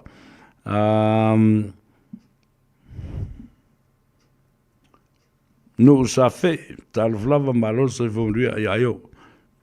O makamaka mai o le kako vai I fefo I sa fotu. Vai loa se Faiva, blessings from Brisbane, Australia. Ia vapena fo I fia ulufale, watching you from Penrith, Australia. Ke mamau me o kouso sola kuia. Vai mai whawhitai amosa, mai sa vea o ina tonu e lo lewa leo o Papa Stui, ma le ala, ma le HRBP, ma le mai latou I le raunawina o wau nei, wala watu mai vevoi, Melbourne, Australia. Ia lelei, tātou o tāle pese lea, whamruia tuai, whambai Retisi Manu. Why make public displays of academic credentials when you're being outthought and outsmarted by someone who has none? Yeah, they played the card of university education, and then all of a sudden, it's a real shame when somebody who is sitting on the other side, etula ia tuelesana anga vaale onga maulunga po university po matata ese po ailava. Ia aotu eta il tangata. Na whamanu ia ile atua. Ia ma tau I tangata nei le mea sao. Whamai nā tano a whamasanga kilimete. Tai whomaruia sa vea. Ai, tue whamai wale o tangata nei o Marcus Aker. Whamai. O oele a tau sa vea. Leo a mata no o ongo ila re wuli I o ye fai la kongo maria o ongo mai foi tato was tale pese le famaduia tuai ia te utou ia malolonga ai mai se ia o le tapena I o fai a onga ia la usu mala seu I lona potu a onga I le aso a taiao ia pe a mai le tulanga o le tapenanga ma le toi fo ia tu o le whanau ia onga ia ma le fono usu o le malo o Samoa. Malana palemene le kapeneta malefono ile aso atayao. Greeting and gentlemen to all the humbles around the world, especially to all families who bring for us back home, yeah. We send our love to those who are saving our eye, we call them out manga. From all those who got your back, much love, I'm feeling a bit of wind in over. Find the boy you all, special dedication to those around the world. I'm feeling a bit of wind in over. Find the boy you all, shallow. Emana tua peça walo lo wainga elenga lo atu ete malu pea oe ilo watu pe amana tu ile amatanga e malingi ayo ulo mata fianga ilo watu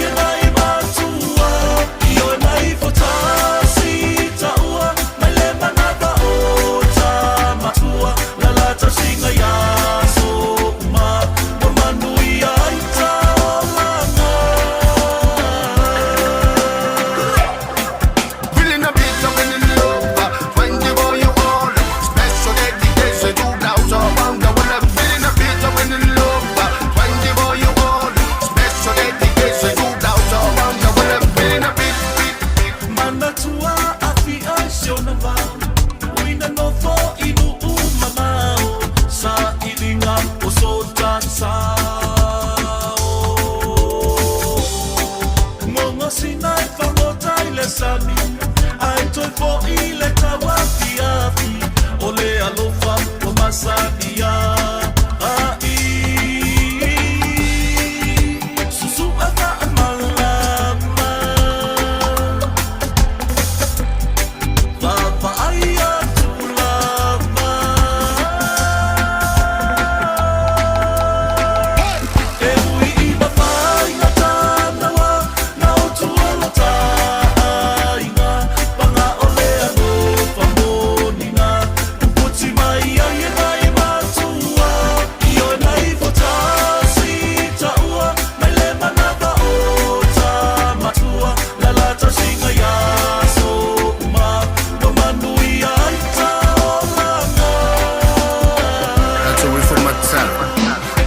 Se mua I tapa tu le tai le puna manuia una o le tua.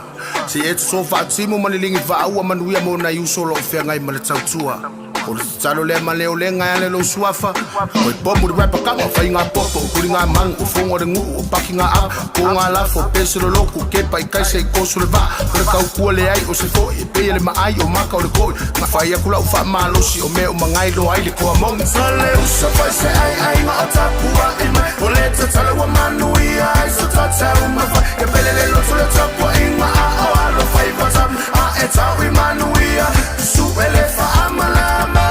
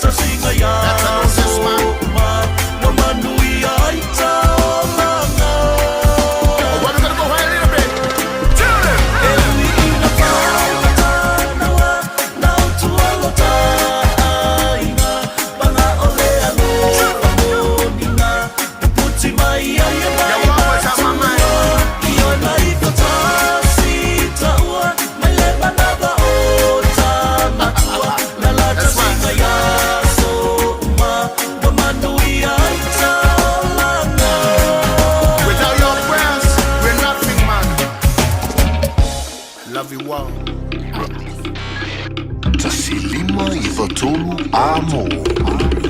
Radio Samoa.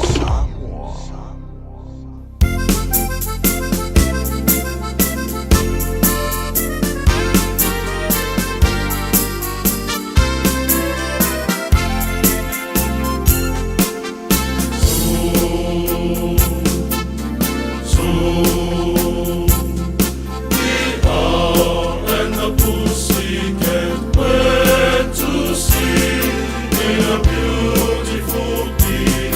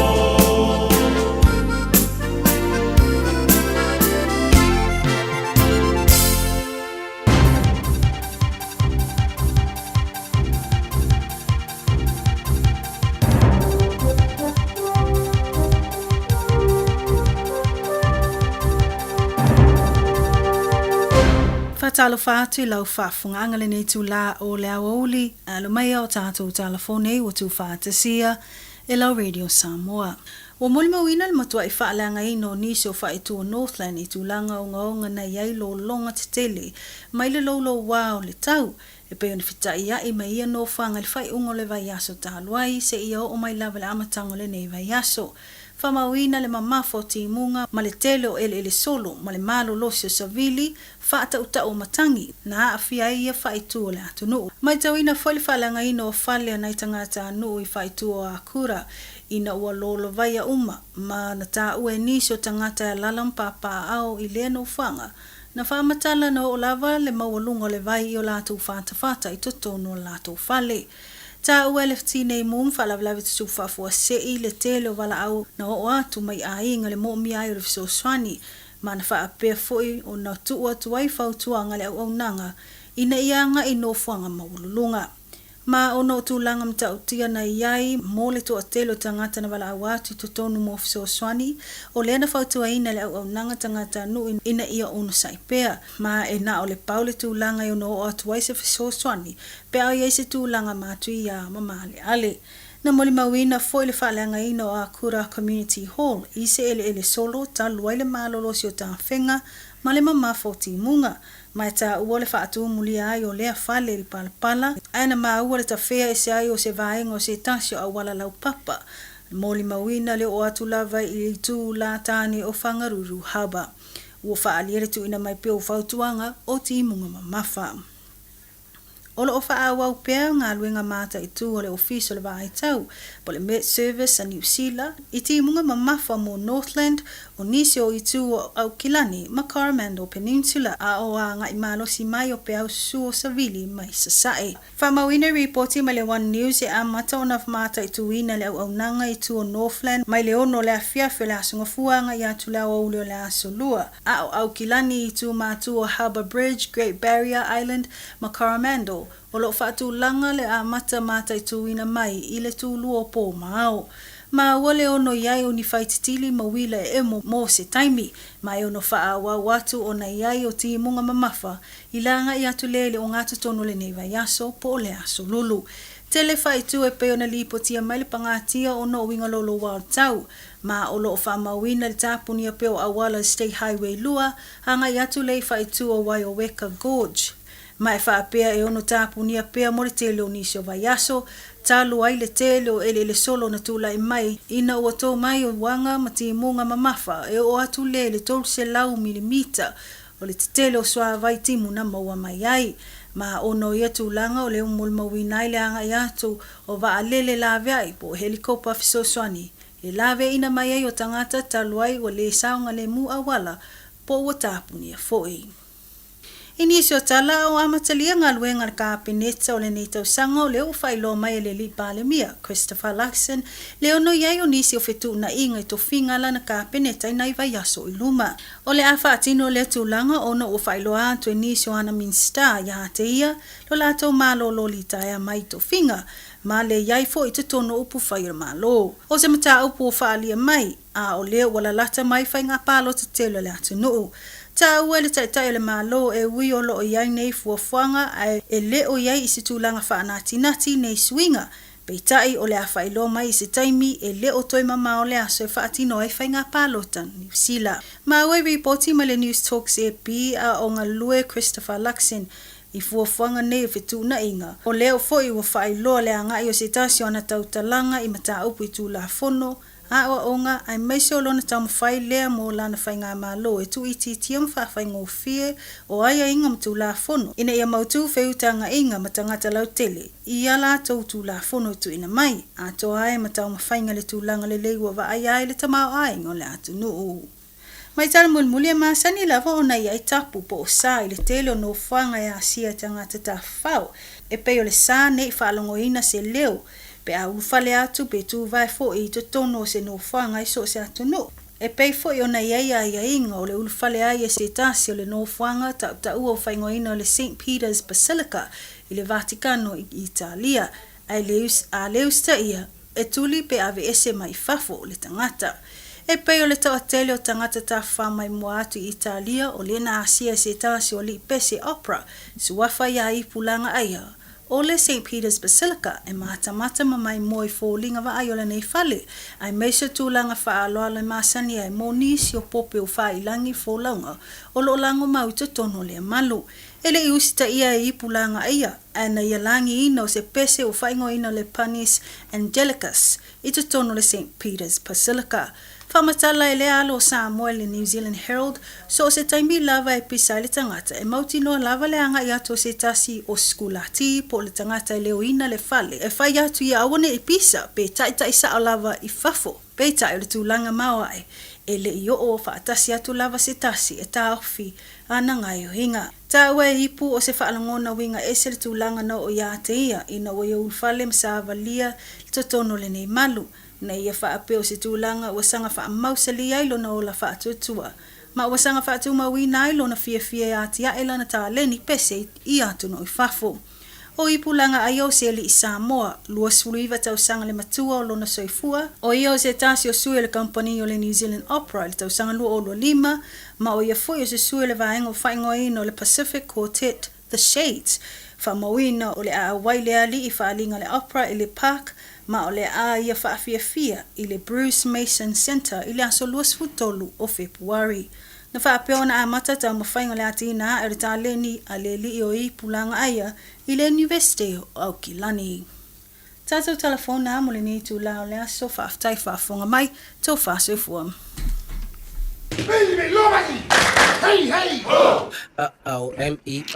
O le whaafonga le tautua mo oel se ufonga o Samoa, le Radio Samoa, sfulima I watolu a mo I Aukilani.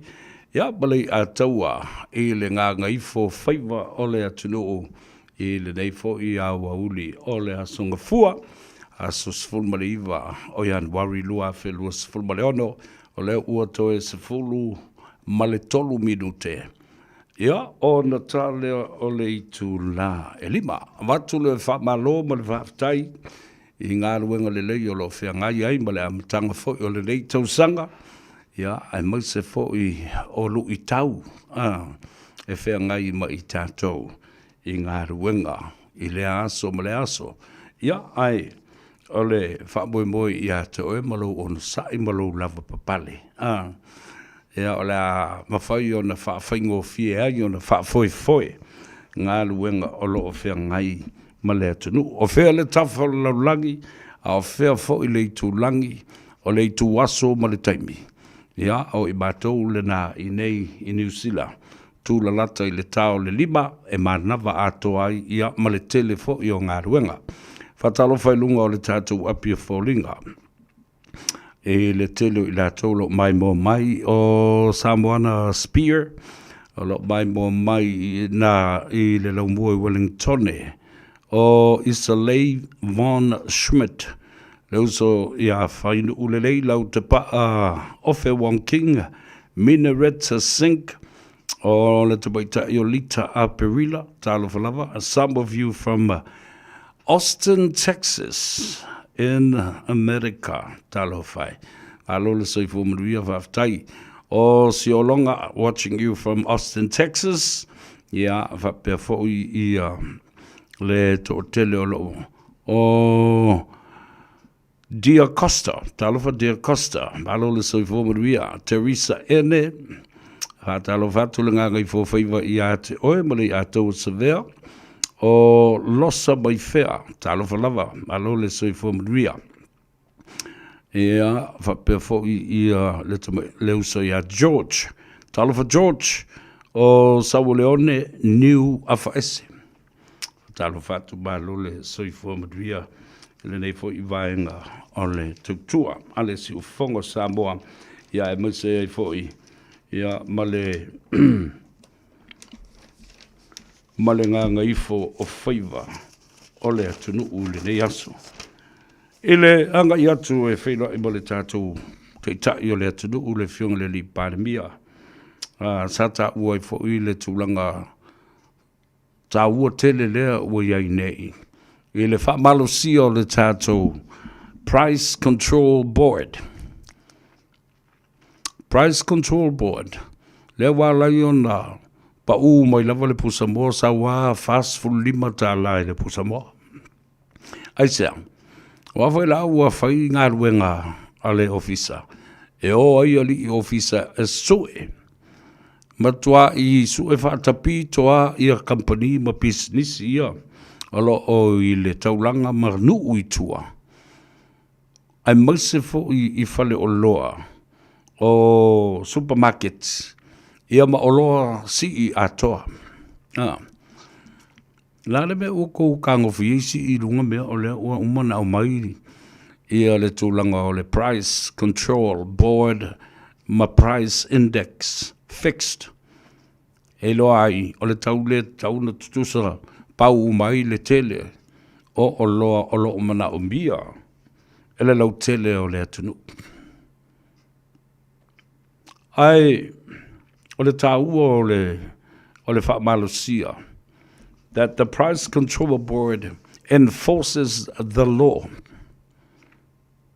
tu la fono tu ai whaasala tangata ia tuso tangata le alolofa ia le atunu o mea whaasoli tu la fono le nei tamu kwa i pingi kai se fulu afe i le sala, lua se fulu afe, whasolo atu ilunga. O na lātou i loa lea, le oi o tangata, e mafua mai ia i lātou. E mafua mai i le au, whai o loa. I lo lātou le a lolofa, ma le a mana ia. O le mafuanga le nā, o le taunga tāo, o le soifuanga i o, ai, ese mai le nā. Ese le mau o le atunu. A mo le avano au te asiasi i le maketi. Whapena fo i le no whanga o le maketi o ia. E le ngata i le mau o le maketi o ia. So o se tu ai ngā ia. Ma so o se tu ai ngā whingota. Ai ata ngā i nei lama sile i le maketi. Ai, maua tau talo lua se fulu tala, maua talo e ono la popo a whapena. Tolu se fulu, o le mea lava e tasi, au ta whaala inu uitua, lau pae ai le meo le esi o le soko, o le koko, o le popo, o le talo, o le whai. Ala le foi uto e fotu le fuata ulu. Ala le nea le yona o whapela utala. I tangata i e o mai lunga. O whaipule o lesi i tō vai. Alo mai a ma ala langa ma pepese. I le mātitiva ma le fia a ai. O le aini me ai Samoa. Au te whai atu la utala. O le pese le na e pepese ai nei tangata. Ai o mea nā, o lo tutupu ia i lātou mo lātou ainga. A leo o tau i fua le lau tele o le atunu u lātou ia. Ma wha lea ngai le whainga malo. O lea le maa, lea le ngai o inga le malo lo whain. O lo o fesoso ni atu ina ia. Ma whain, ona whaatau ngō fie. Le soifua, ai maise, o lava mea tau mafa I le atunu. Tele mea tau mafa I le atunu. Wawai atu I le tū lea, I le telo I la tau iu wha mawai nei. Deputy Commissioner and other public servants have resigned. They know it's time to go because they know it was overwhelmingly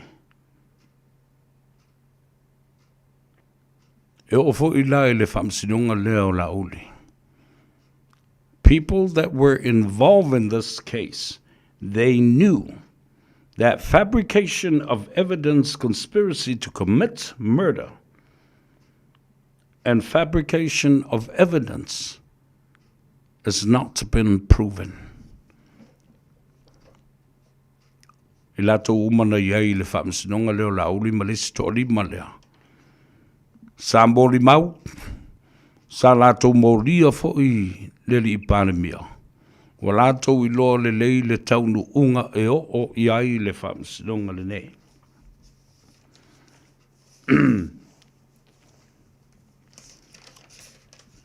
Aso ata eo, ya, ole a ngai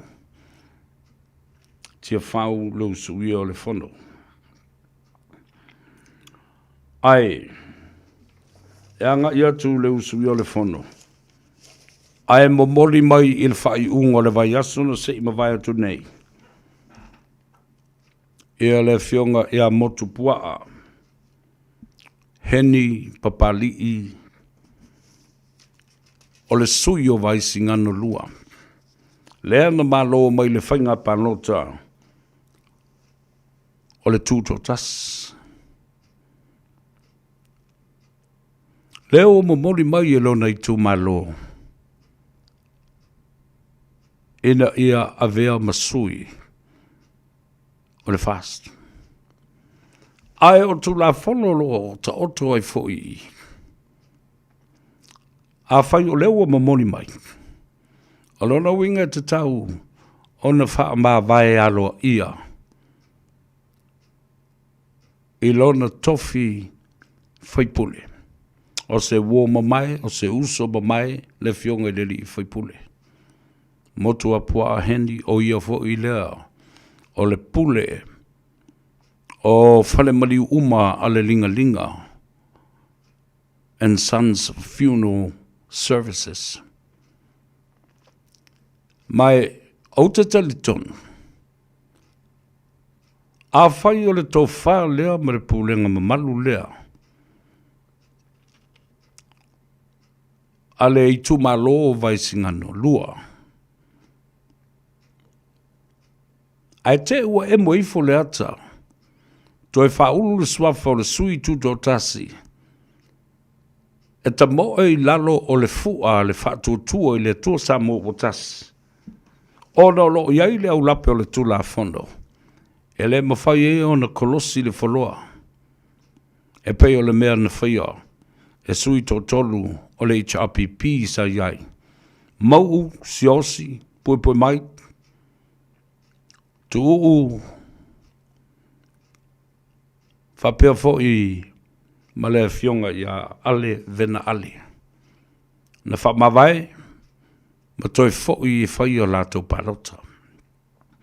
A o lea tau lau manu ia mai I le whaalongolongo atu iai. A whai ua momori mai e le tu malo, ia le fionga motu pua a heni I le whaatutua I le tua Samoa o tasi, ai wha mawai lona tofinga o le whaipule tuto tasi. Ai toi fo I e whaila na whainga panota, ai au mai le tō wha le tu malo, e le ai seisi sui e toi wha ulu ina, e tau wā, ma le tō wha ia motupua, o lono winga, e le ai se panota e whaia. Ia, tātou nofo pēa la ma tātou matamata ma tilo iai. I lea fo I mata upu. A o le aso a taeao, o le au suia ai le fono. Ma o mata upu foi nei. Ia o mata upu I e whaklau I lo mai e le fionga. I le whongaftalai pe a whai, ua awanoa se no foa, o se sui tu tonu o lea i tu malo, ma lea i tu malo.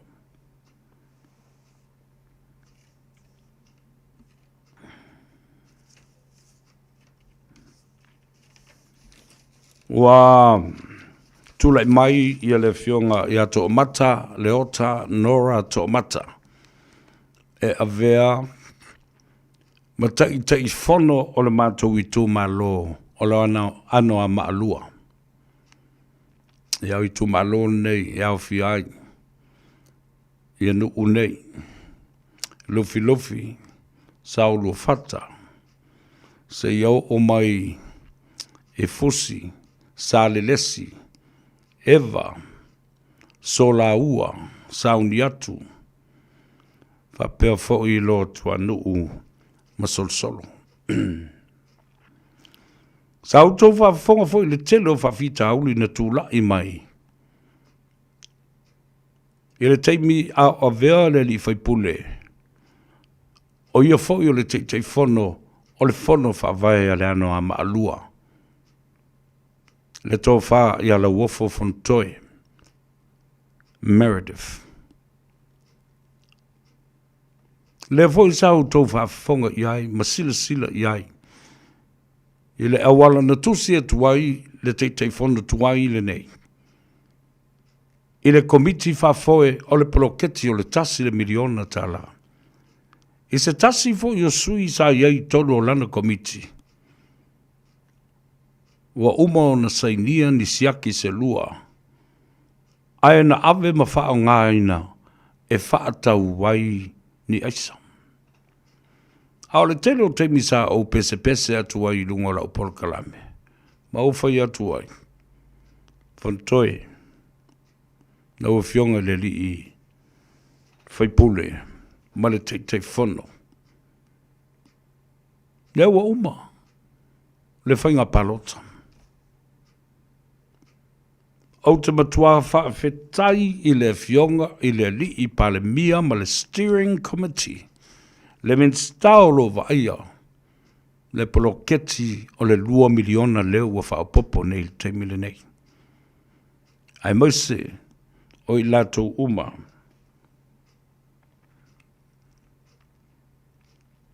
Na matua li liu. E sui whainga vai mo le poloketi lea. Le lavo tu la I mai nei. Le fionga ia leota to mata, nora to mata. O ia leo le te fono. Mai te lelo whatutuanga. E lau fionga leota po lau fionga foi to mata, nora. Ma lau komiti whafoe. O le anga I ai se lave ai, ma se asi singa I lo unu I sola ua ma sauni atu.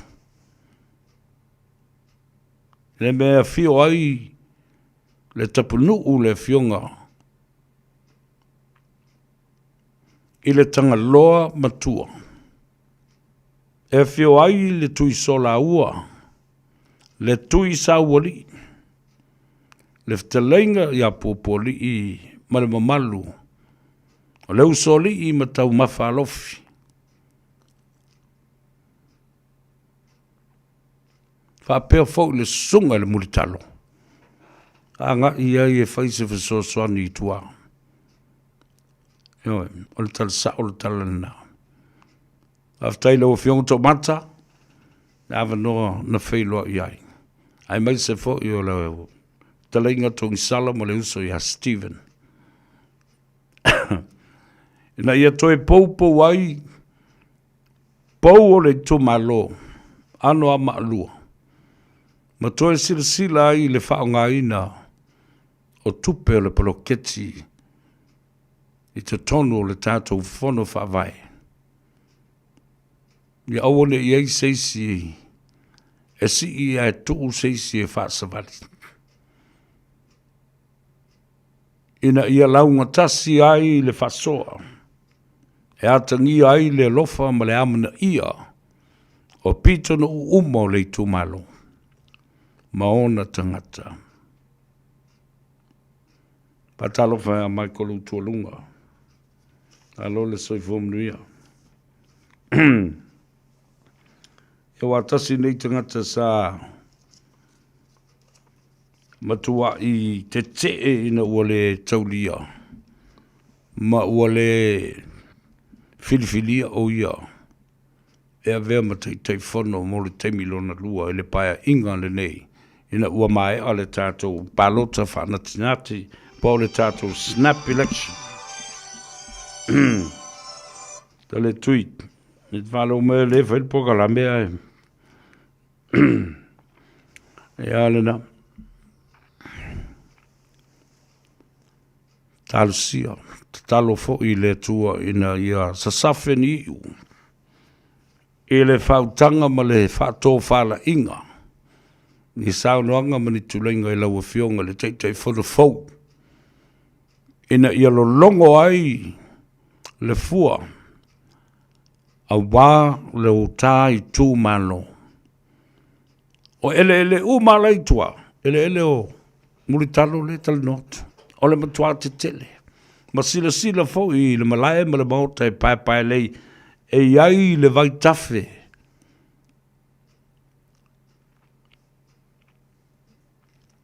O le atu o lo manu.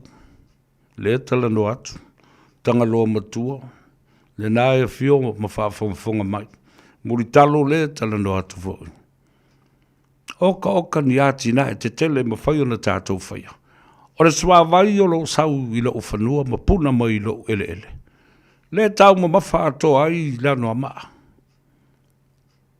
O le ele tise o lo sau i lo ele ma lo swa vai. Lea o lo ola ai. Ma mutele le mori. Le tu malo atoa o le anoa maa.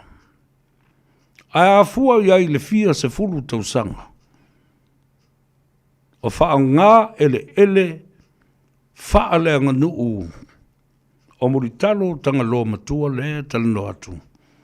Wha se fulu mon tupu tau sanga le vai taimi o tu lepa.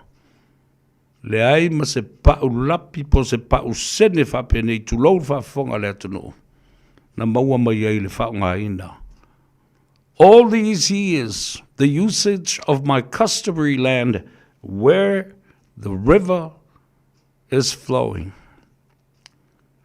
that creates and produces electricity for all of the Anoa 1 and 2 districts.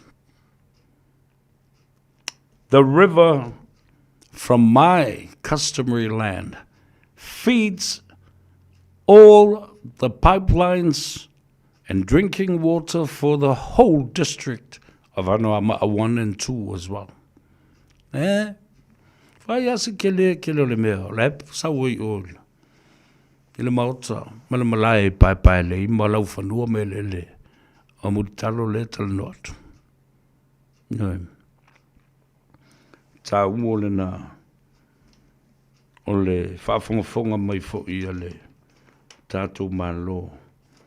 Ia, male tau mawhainga i le tele o nei tau sanga. O mai leo lau tala noa i le mata upu lea. Forensic audit. Leo o i au le palemia. O tu ina atu le recommendation ma le fautuanga le fionga le li palemia ina ua mae a o na sila to toa i ai. Fatasi ai manisi o tupu mai e. O le kapeneta e ai o latou whailonga. I le sa ilinga ma le tausinga o me nei o tusi o pisinisi ma company ma tupe whaalu ma tupe maua. Ma isi ngā ioinga e iai solitula fono. Lea o loo tā ua i te tonu o le forensic audit. Tala le mea le iuna tala pepelo. Isia. Le wa vele recommendation i o leo la sa ili se tātou lo i sili.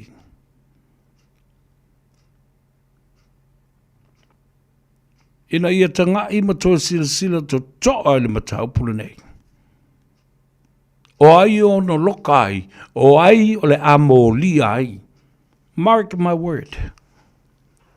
Alera la foi atu, peo na o talanoa fo I le fionga le li paramia. I le nawa I tau, I lunga o mai whaatana nonga. Le raua mai a, lai whaisi umi a le ua maua. Ai leo a toa le lei iai li siti, ma li poti, ma vaenga tā ua, e matua maua le lei ele tafue, ma le au whai mea pi o ia na iai. Wa mai foi le recommendation ala committee lea, na toi sila muli iai. There was a lot of what? Criminal activities that are hidden in the report. Ei me fasol tu la fanole. Asi oto mai se taimi ma watu lumo le tunu. Ma ave saolo I libo leo, ma le lo I sili, ma se fautuanga, ina ia fai ni morianga o tangata nei.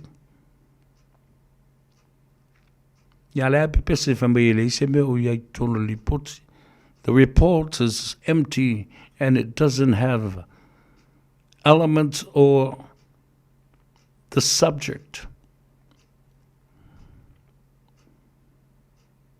There's nothing in it. Tala ia tangata. Mai le toe te tau na toe o kika ina ma toe sue ina ma le alua I o le taimi ma le alua I fo I o tupe na o mea whaalu mea.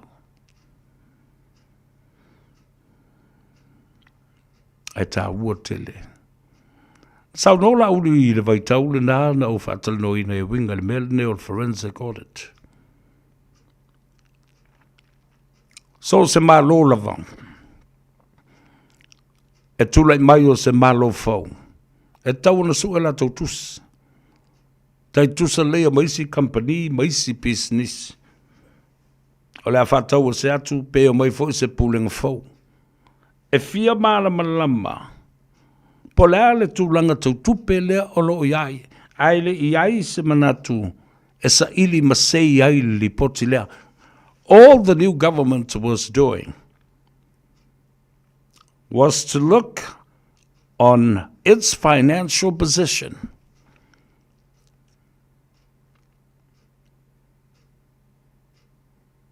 How do we fare?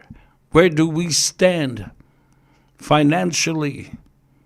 What does the government books tells us?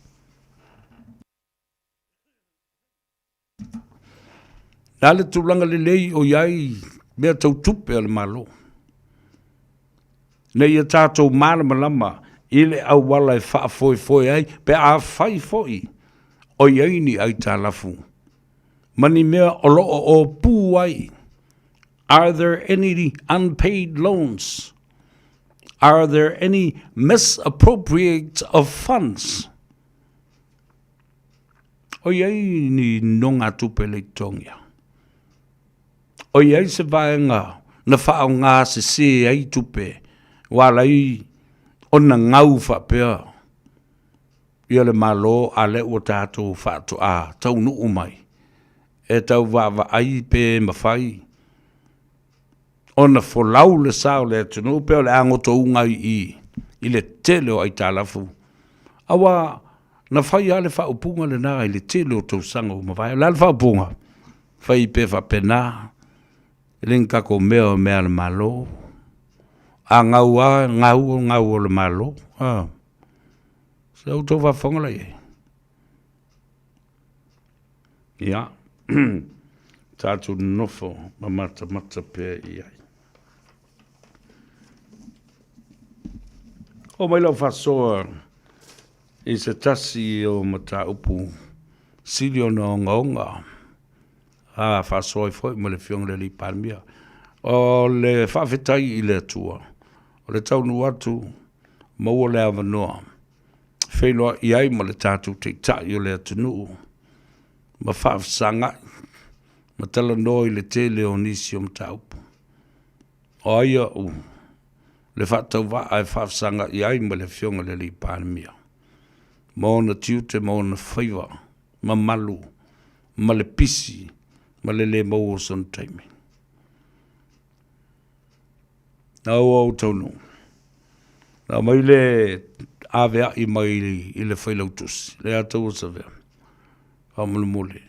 O le whatua mai ana tunei ale whono le fionga i le li pānemia ma le te tai o le tua ngai, i le sunga tu le epa whapea fōi, le fionga le sa whapito, ma o lātou sui, o le sapo, sui pānemia e tō lua, ia whapena fōi sui mai o le HRPP, e whātūlanga i aso whono mga luenga le whono, mō le tausanga a tōle nei lua afe lua sifuru ma leono. Ea sa o on sai ma whātali tari pēr. O awa lale mālo muri muri i. Wale mau ai fōi lama se wheilo inga ma le fionga le min stau le soifua malolo ina. Tele amba ta upu ta ua. Sa fia whātala no ina i le fionga le li paramia. Ia mai se foi o nisi o atina e lelei mo le anga i lumana. O mo le atua ile ngang whaftai lo fionga i le teitai. Amna ia foi o le malanga atu ma le valaulia tātou te wheiloai. Ma tā whafsanga ai. Ena ia soa lau pule foi nisi o vaenga e whamdi nai foi tangata nu o ma le atunu o atoa o Samoa. O lau tala noa i le mataupu le oi whatat te watul tala i lau fionga i le minsta o le soifua maloloina. Mai le ta ele o le nganga, mamoli atu le nganga whaftai lau fionga Honorable Minister of Health Va'awao alofipo salu alofipo. O le teimi sata whasoa ai o no nisi fo i o atinae. Mole lumana i manuia o Samoa i le anga i luma. Whaftai malamalama.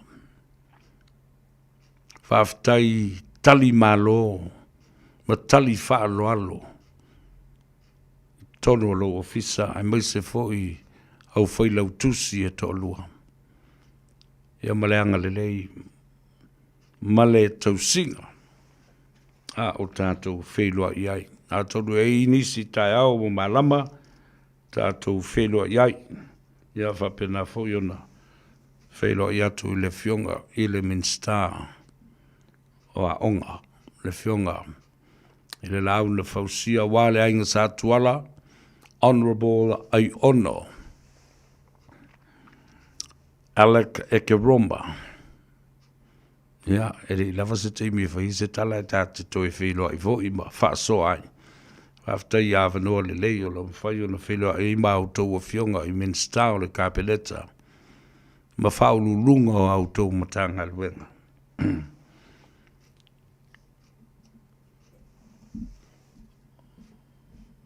Ona o mai leo la utala noa, se tasi le nei o mata opu, e o ngonga tele i Samoa.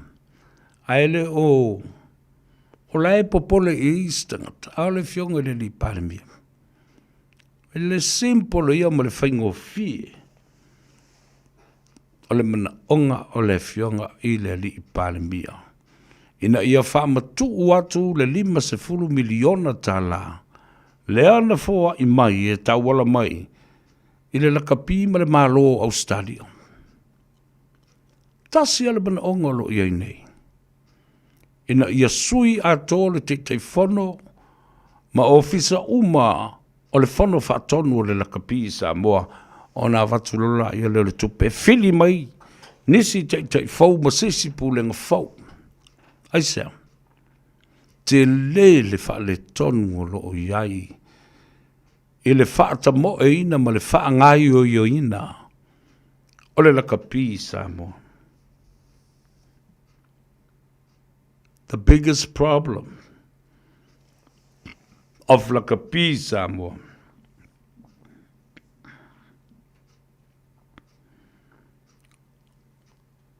whaafonga mai fo I tamata alo. Ale I ofisa. O le Palestine. O iuni malava laka pia Samoa I tō mua ma pule. Ma le ainga le tai ma le waa fonti. Wa fai foi awan matu a inga le tai.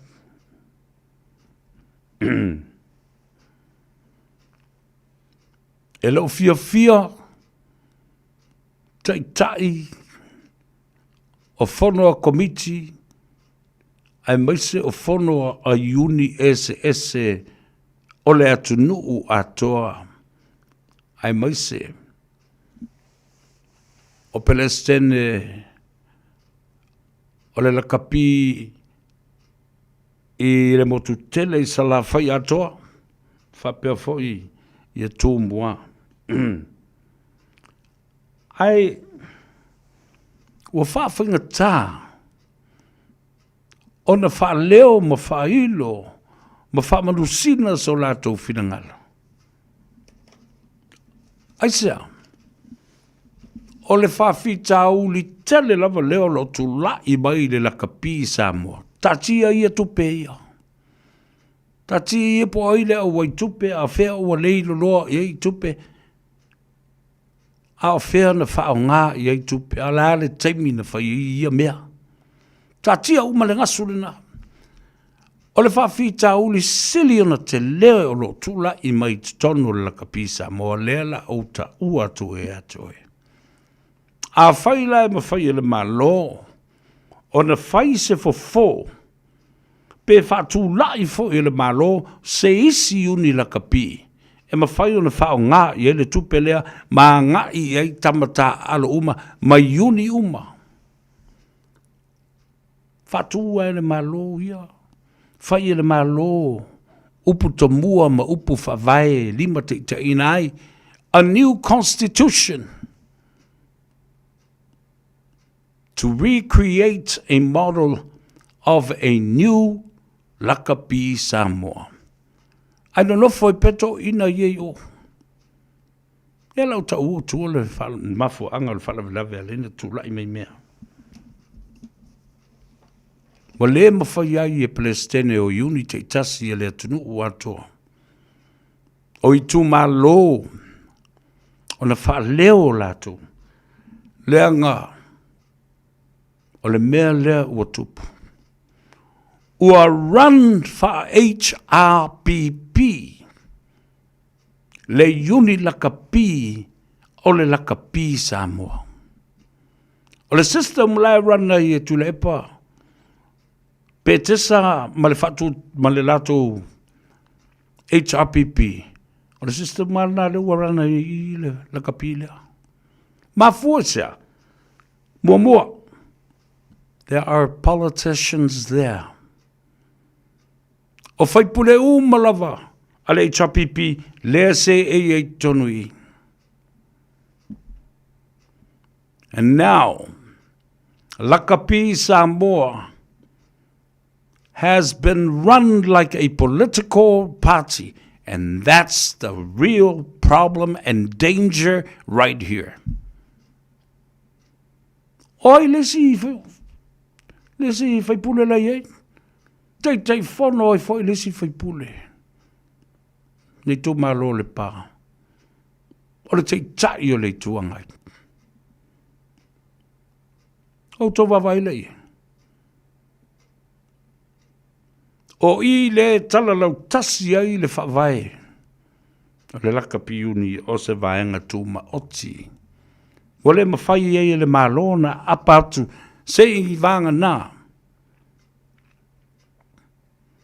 Manatu le malo, leave them alone, and we will create and establish a new Lakapi Union or Lakapi Association of Samoa under the government, the Samoan government's arm, under the arm of the Samoan government. Now, don't worry now. Who are the politicians there? HRPP. Tu sa pe ei le fionga ia matawheo.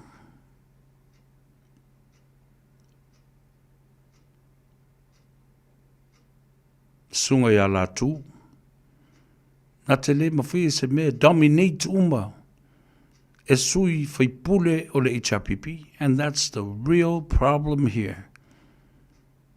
Tule Epa, as the leader of the opposition of HRPP,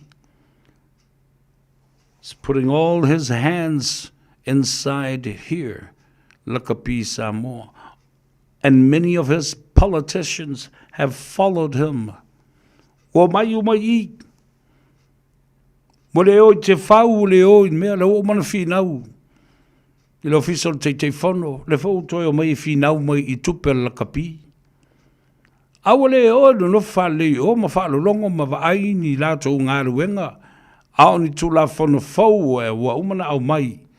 E o e whaitau wai. Ma whau wai o lato la unga I whesiri ma me whasao ma me. It's tau na whai.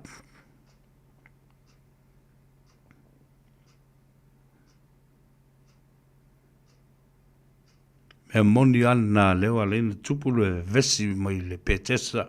Ma le tātou au Lakapi a Samoa, le manu Samoa. Too many politicians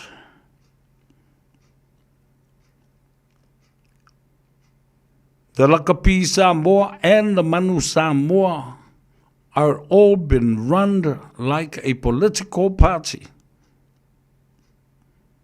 Mo fata mo e mawhanga yoi ua tai fōringa o se isi pāti whaupwhai. Se isi vāenga whaupwhai. Nā meu tātou lea lufa I le tunu. Tule epa. E sā wa e lea lufa I le tunu. O le mea ta tawo na whai le mea lea. E te tau ona toi sui ato le whawai. Create and re-establish the whole constitution for a new Lakapi Samoa. O ala me whaina. Ave ese HRPP's political constitution from running this organization. They are unaccountable for all the money that is sucked in and never been blown out again. Now to suck in, not a minute.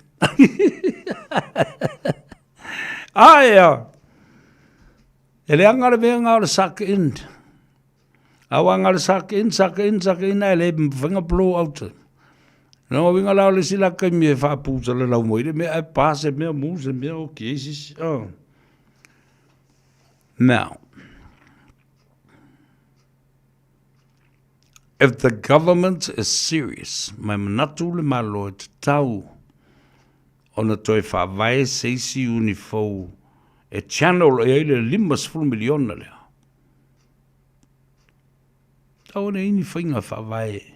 Awa o le whainga whawai na o le mwhaiona lo se foi tula e pala tau mal to whainga te tai o le hero pipi. Le ua mai I whai ele whawai na a le hero pipi. Ai run ai, whaaporokiki whapea. Ia le au o le tunu ma le Lakapi a Samoa.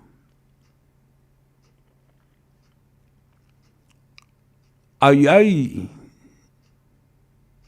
awa o lai whaafonga mai fo I le fionga ia. I le li pārmia.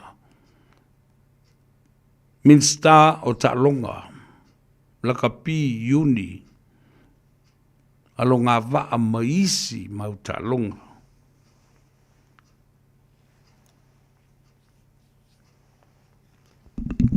I want to say this and remember this.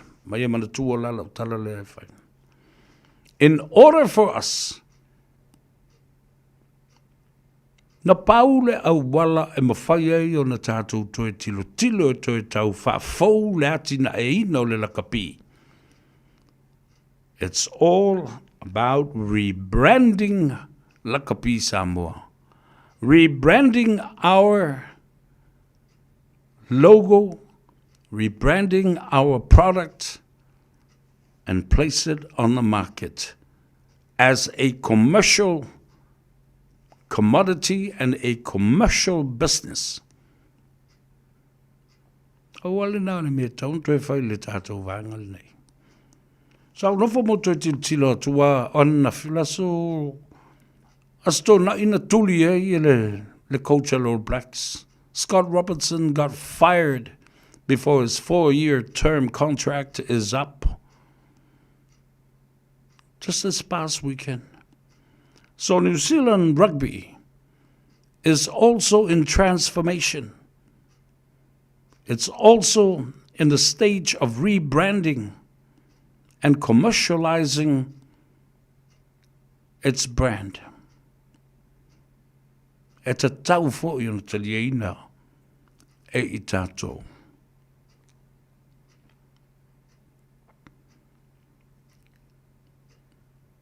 E se longa e whakōlea sisi atu le pau na marama la I le koi. I le upo e tau o le malolo, o le mawhai. Na o le no, ale mele nai tali ilto. In what part of no don't you understand? Byron Vaunga tal flava mai kolu tuolunga. Ja, whapea fo inu Velvet. Talo flava malo soi fo umria. O Coletta Wire. Talo flava malo soi fua. Ja, e mai se fo I lato umolo o mafuta mai I lunga o le tātou apia fo linga ma le tātou Facebook page.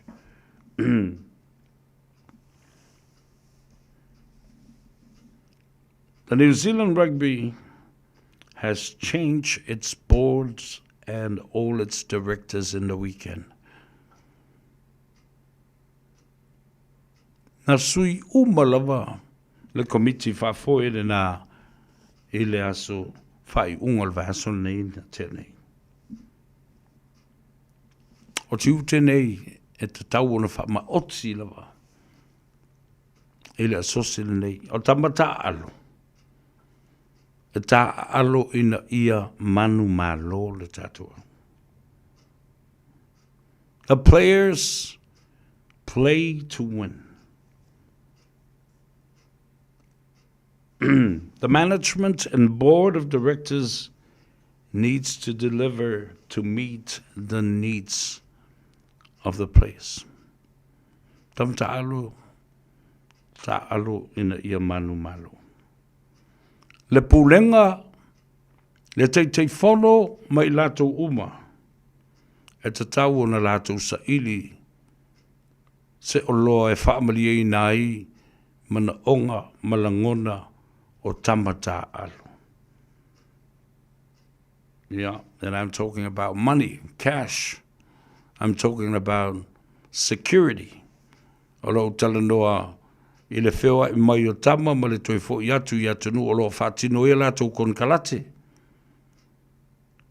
I'm talking about legality of these people's contracts to be honored with the playing and host countries that they live in.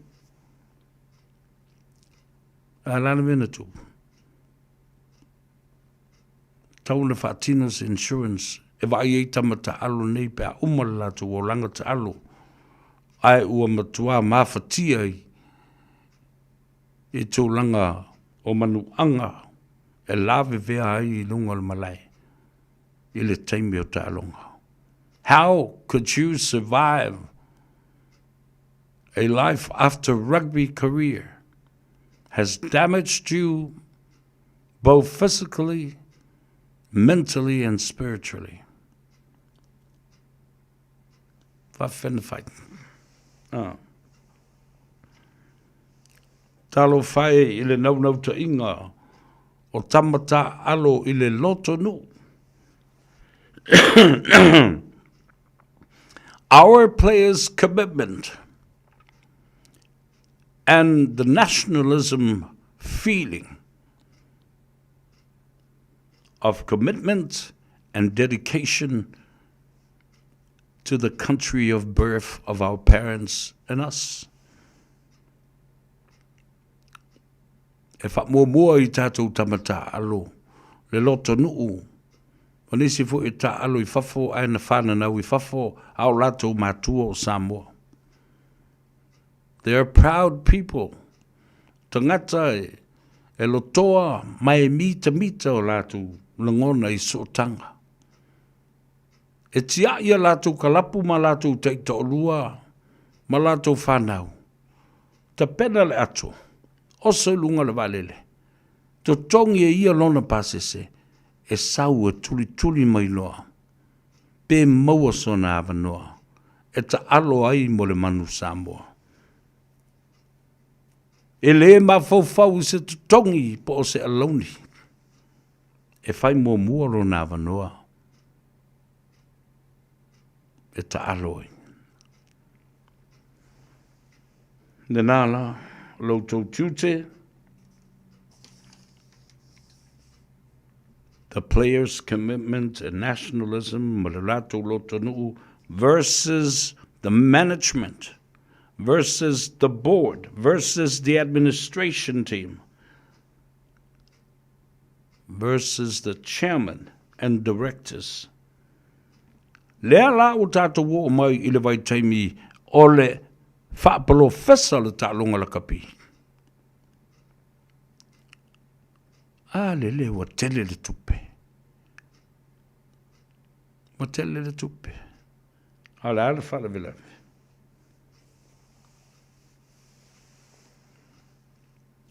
Nei lopo ai le ka alo I kupena.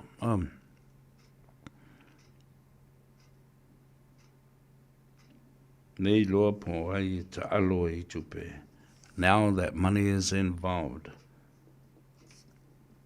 We talk about insurance. We look at playing contracts, allowances, families, travel, and packages as salaries e manu malo ai. Matutongi ai. Awa e mai e ta'alu mo Samoa. Ai tau nuu atu o ile atu nuu lela kapi ai. Wa tuli, wa sae le kon kalate. Wale o toi mana o iate oi. Wai fo iatu. Wa ngaulu tau au ngaulu si o tuli. E te le I ta'alu mo le au lea na e sa ua ilau kon kalate. Ai e whaafu o I Samoa. E matua maliu fasia ia ile tele o manu anga ma masoe o lau tino. Awa ana whapeo le te masoe mo le tino le auro kapi le ana whailau kon kalate. Oka ni tupe mo ai. A le ua mai ta'aru mo Samoa. They weren't prepared to ensure our lives, our bodies on the line all the time.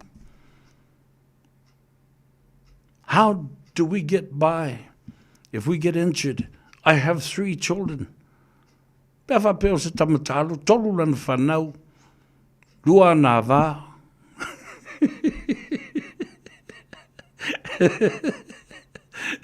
A manua nei la ala whawhena whai. Anana sawa ta'alo mo Samoa e fo I atu le ai ma se mena mo ai. Ai oti fa sa oilan kon kalate lai o sa ola matosi ai le fine ma tomaitima. Ata ole fale ma lafo me I Samoa. E fai I fa rave lave fo o Samoa la tau ia.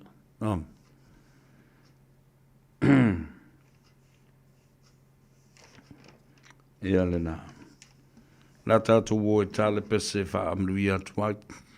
Ile pa ia mawalungo le tunu umai la to le au ngā lulue ndei aso ina ua ngā ngaifo to Faiva o ne ngalo o le sfulu tolu Lappington Road ina I o Tara lo ia I el tamitai upeka ia whapea fo I le fionga le saoli ia tuala ia mosa vai ele I o mai le isi vai ngai pule le tātou whale o loi na Glendon lua sfulu lua Templeton Place, Glendon, I Monroe, no winga a fiing le vai, wala o mai le I atau o severe. Ia ona whasoa tuai la ia lea.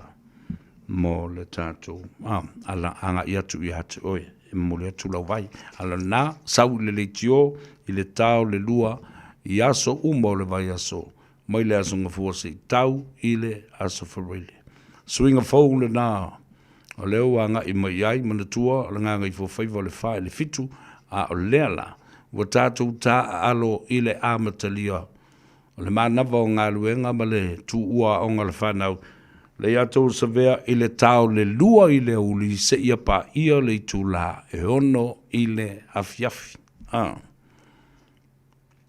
Mo mai, ia, e ia lama le fasisi langa tau o le na. O leo wato e tu watu i tua le fono fau tua a Samoa. Ma le tātou feilua inga. Ma whaife au o le mawhatanga whaife au so fatasi a Samoa i au ke lani nei. Fatasi ai le fono fau tua ma le ofisa o le konsula. O le tāwhatolu le nā. O le a feilua i tu i fo i lau api. Aso lua se furu ma le lua o Februari. Lua afe lua se fulu ma le ono. O le tātou sauni ngā lotu le nā. Ia awa. Le mori molinga o mana onga i luma o le sātauro.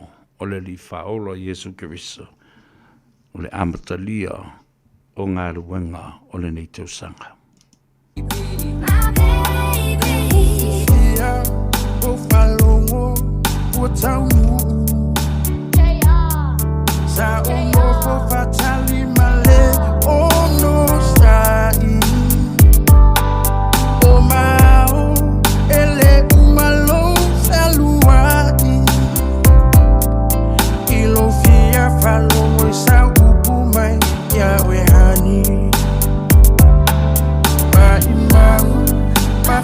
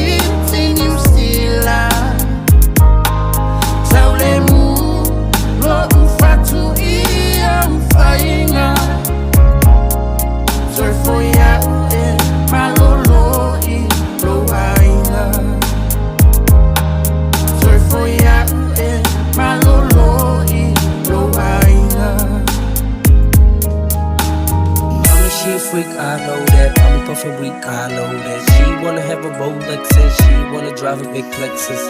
I suppose that I gotta buy her anything she want, but you need love too, right? So I get it done.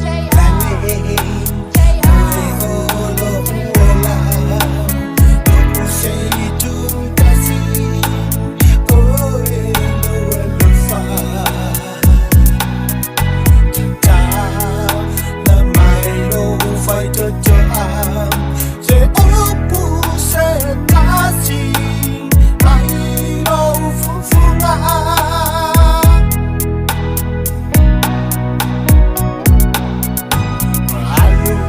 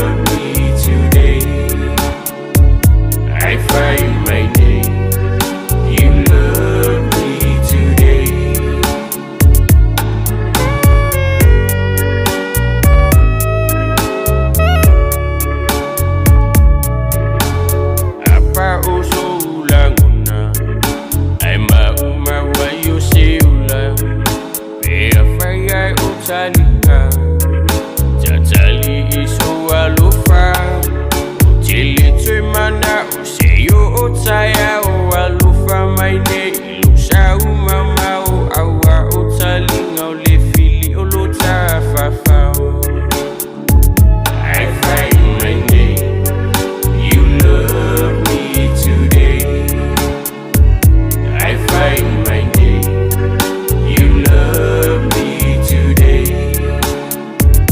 I find my name You love me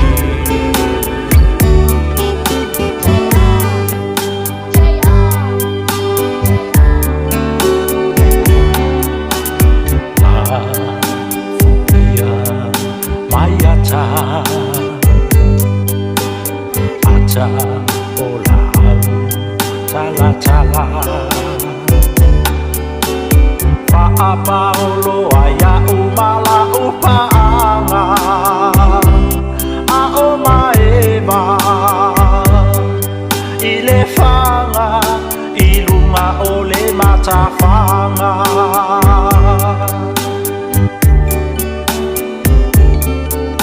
Fafati Papae Maingalu Aho Volasea Semana tu Iate oele pele ino une fatu Ta umaya So alofa Mo ita ai etele yalu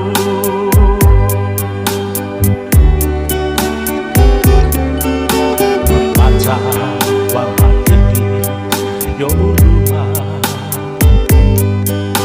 Itamo Mai fusi Atu ita E sulu mai fo ilau mama ilo une lima Ma e tangi Lo alofa Mo itaile fa aluaina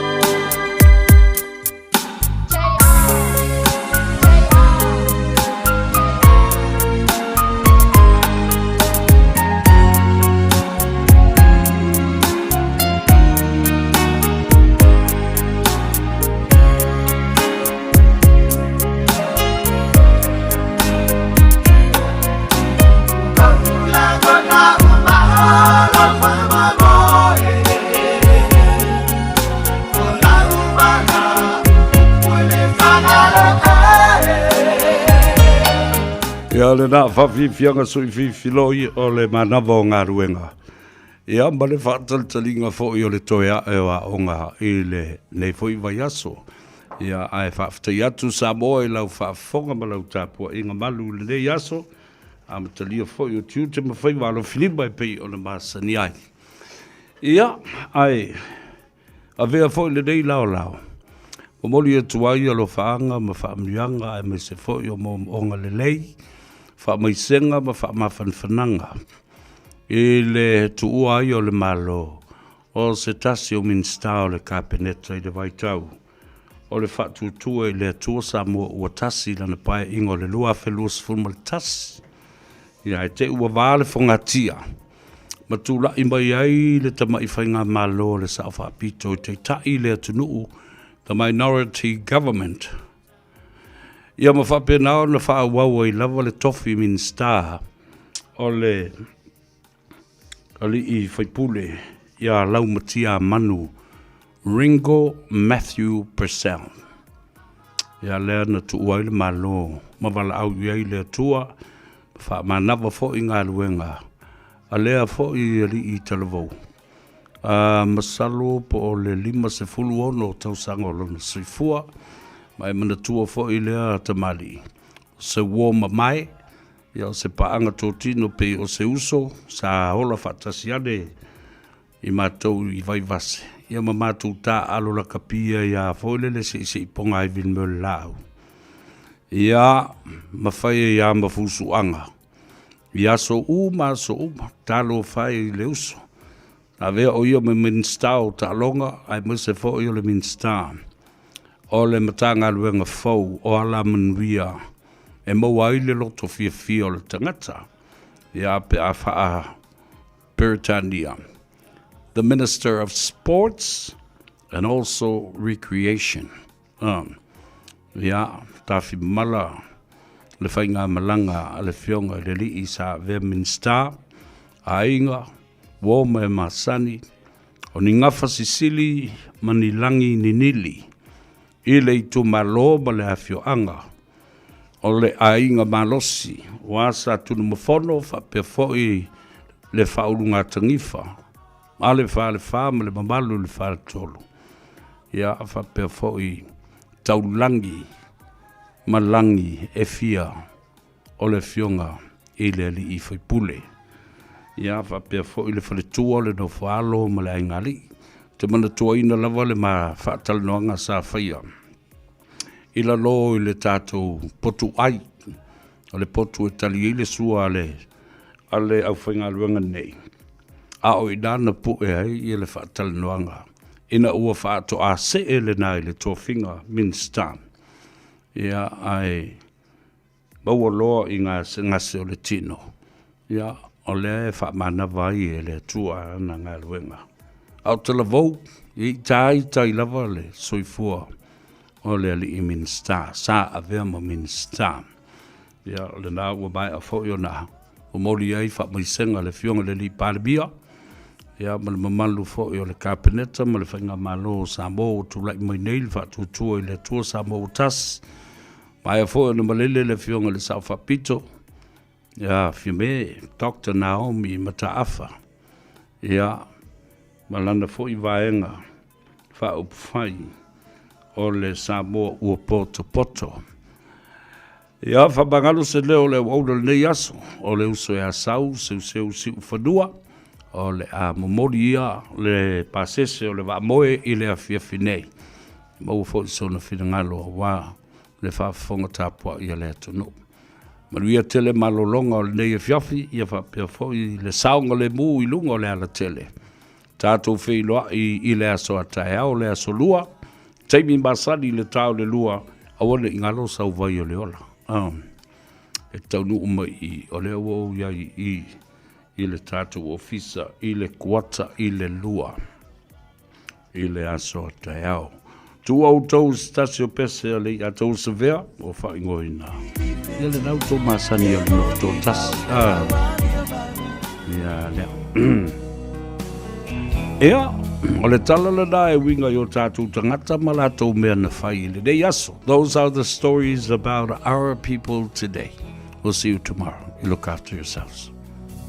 O uno foto atasi ma fau ngai wa sau tua lasi le alo whae mo oe wa pei o se mai awele lai se iangi mai si o le o e tawhia whalongo I ai la upele ea po o fea o e ai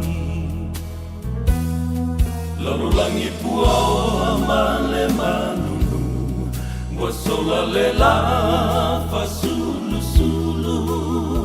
Unai o foli ngai Wa mo atu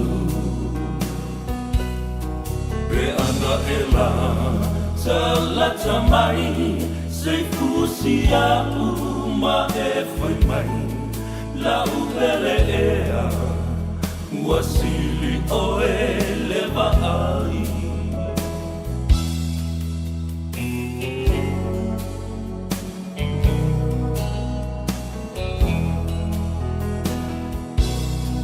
E moni ai o Solomona o vai e telele tineia le lofa e sole sami Ma le au e wheta whiai Le timu ngai se i tō mai Wa o ngā lalai le whia inu mai Whai mai e so tata Po o a upele ai Lalolangi pua o ma le manu Wa sola le la fa sulu sulu Unai o foli ngai Wa mo atu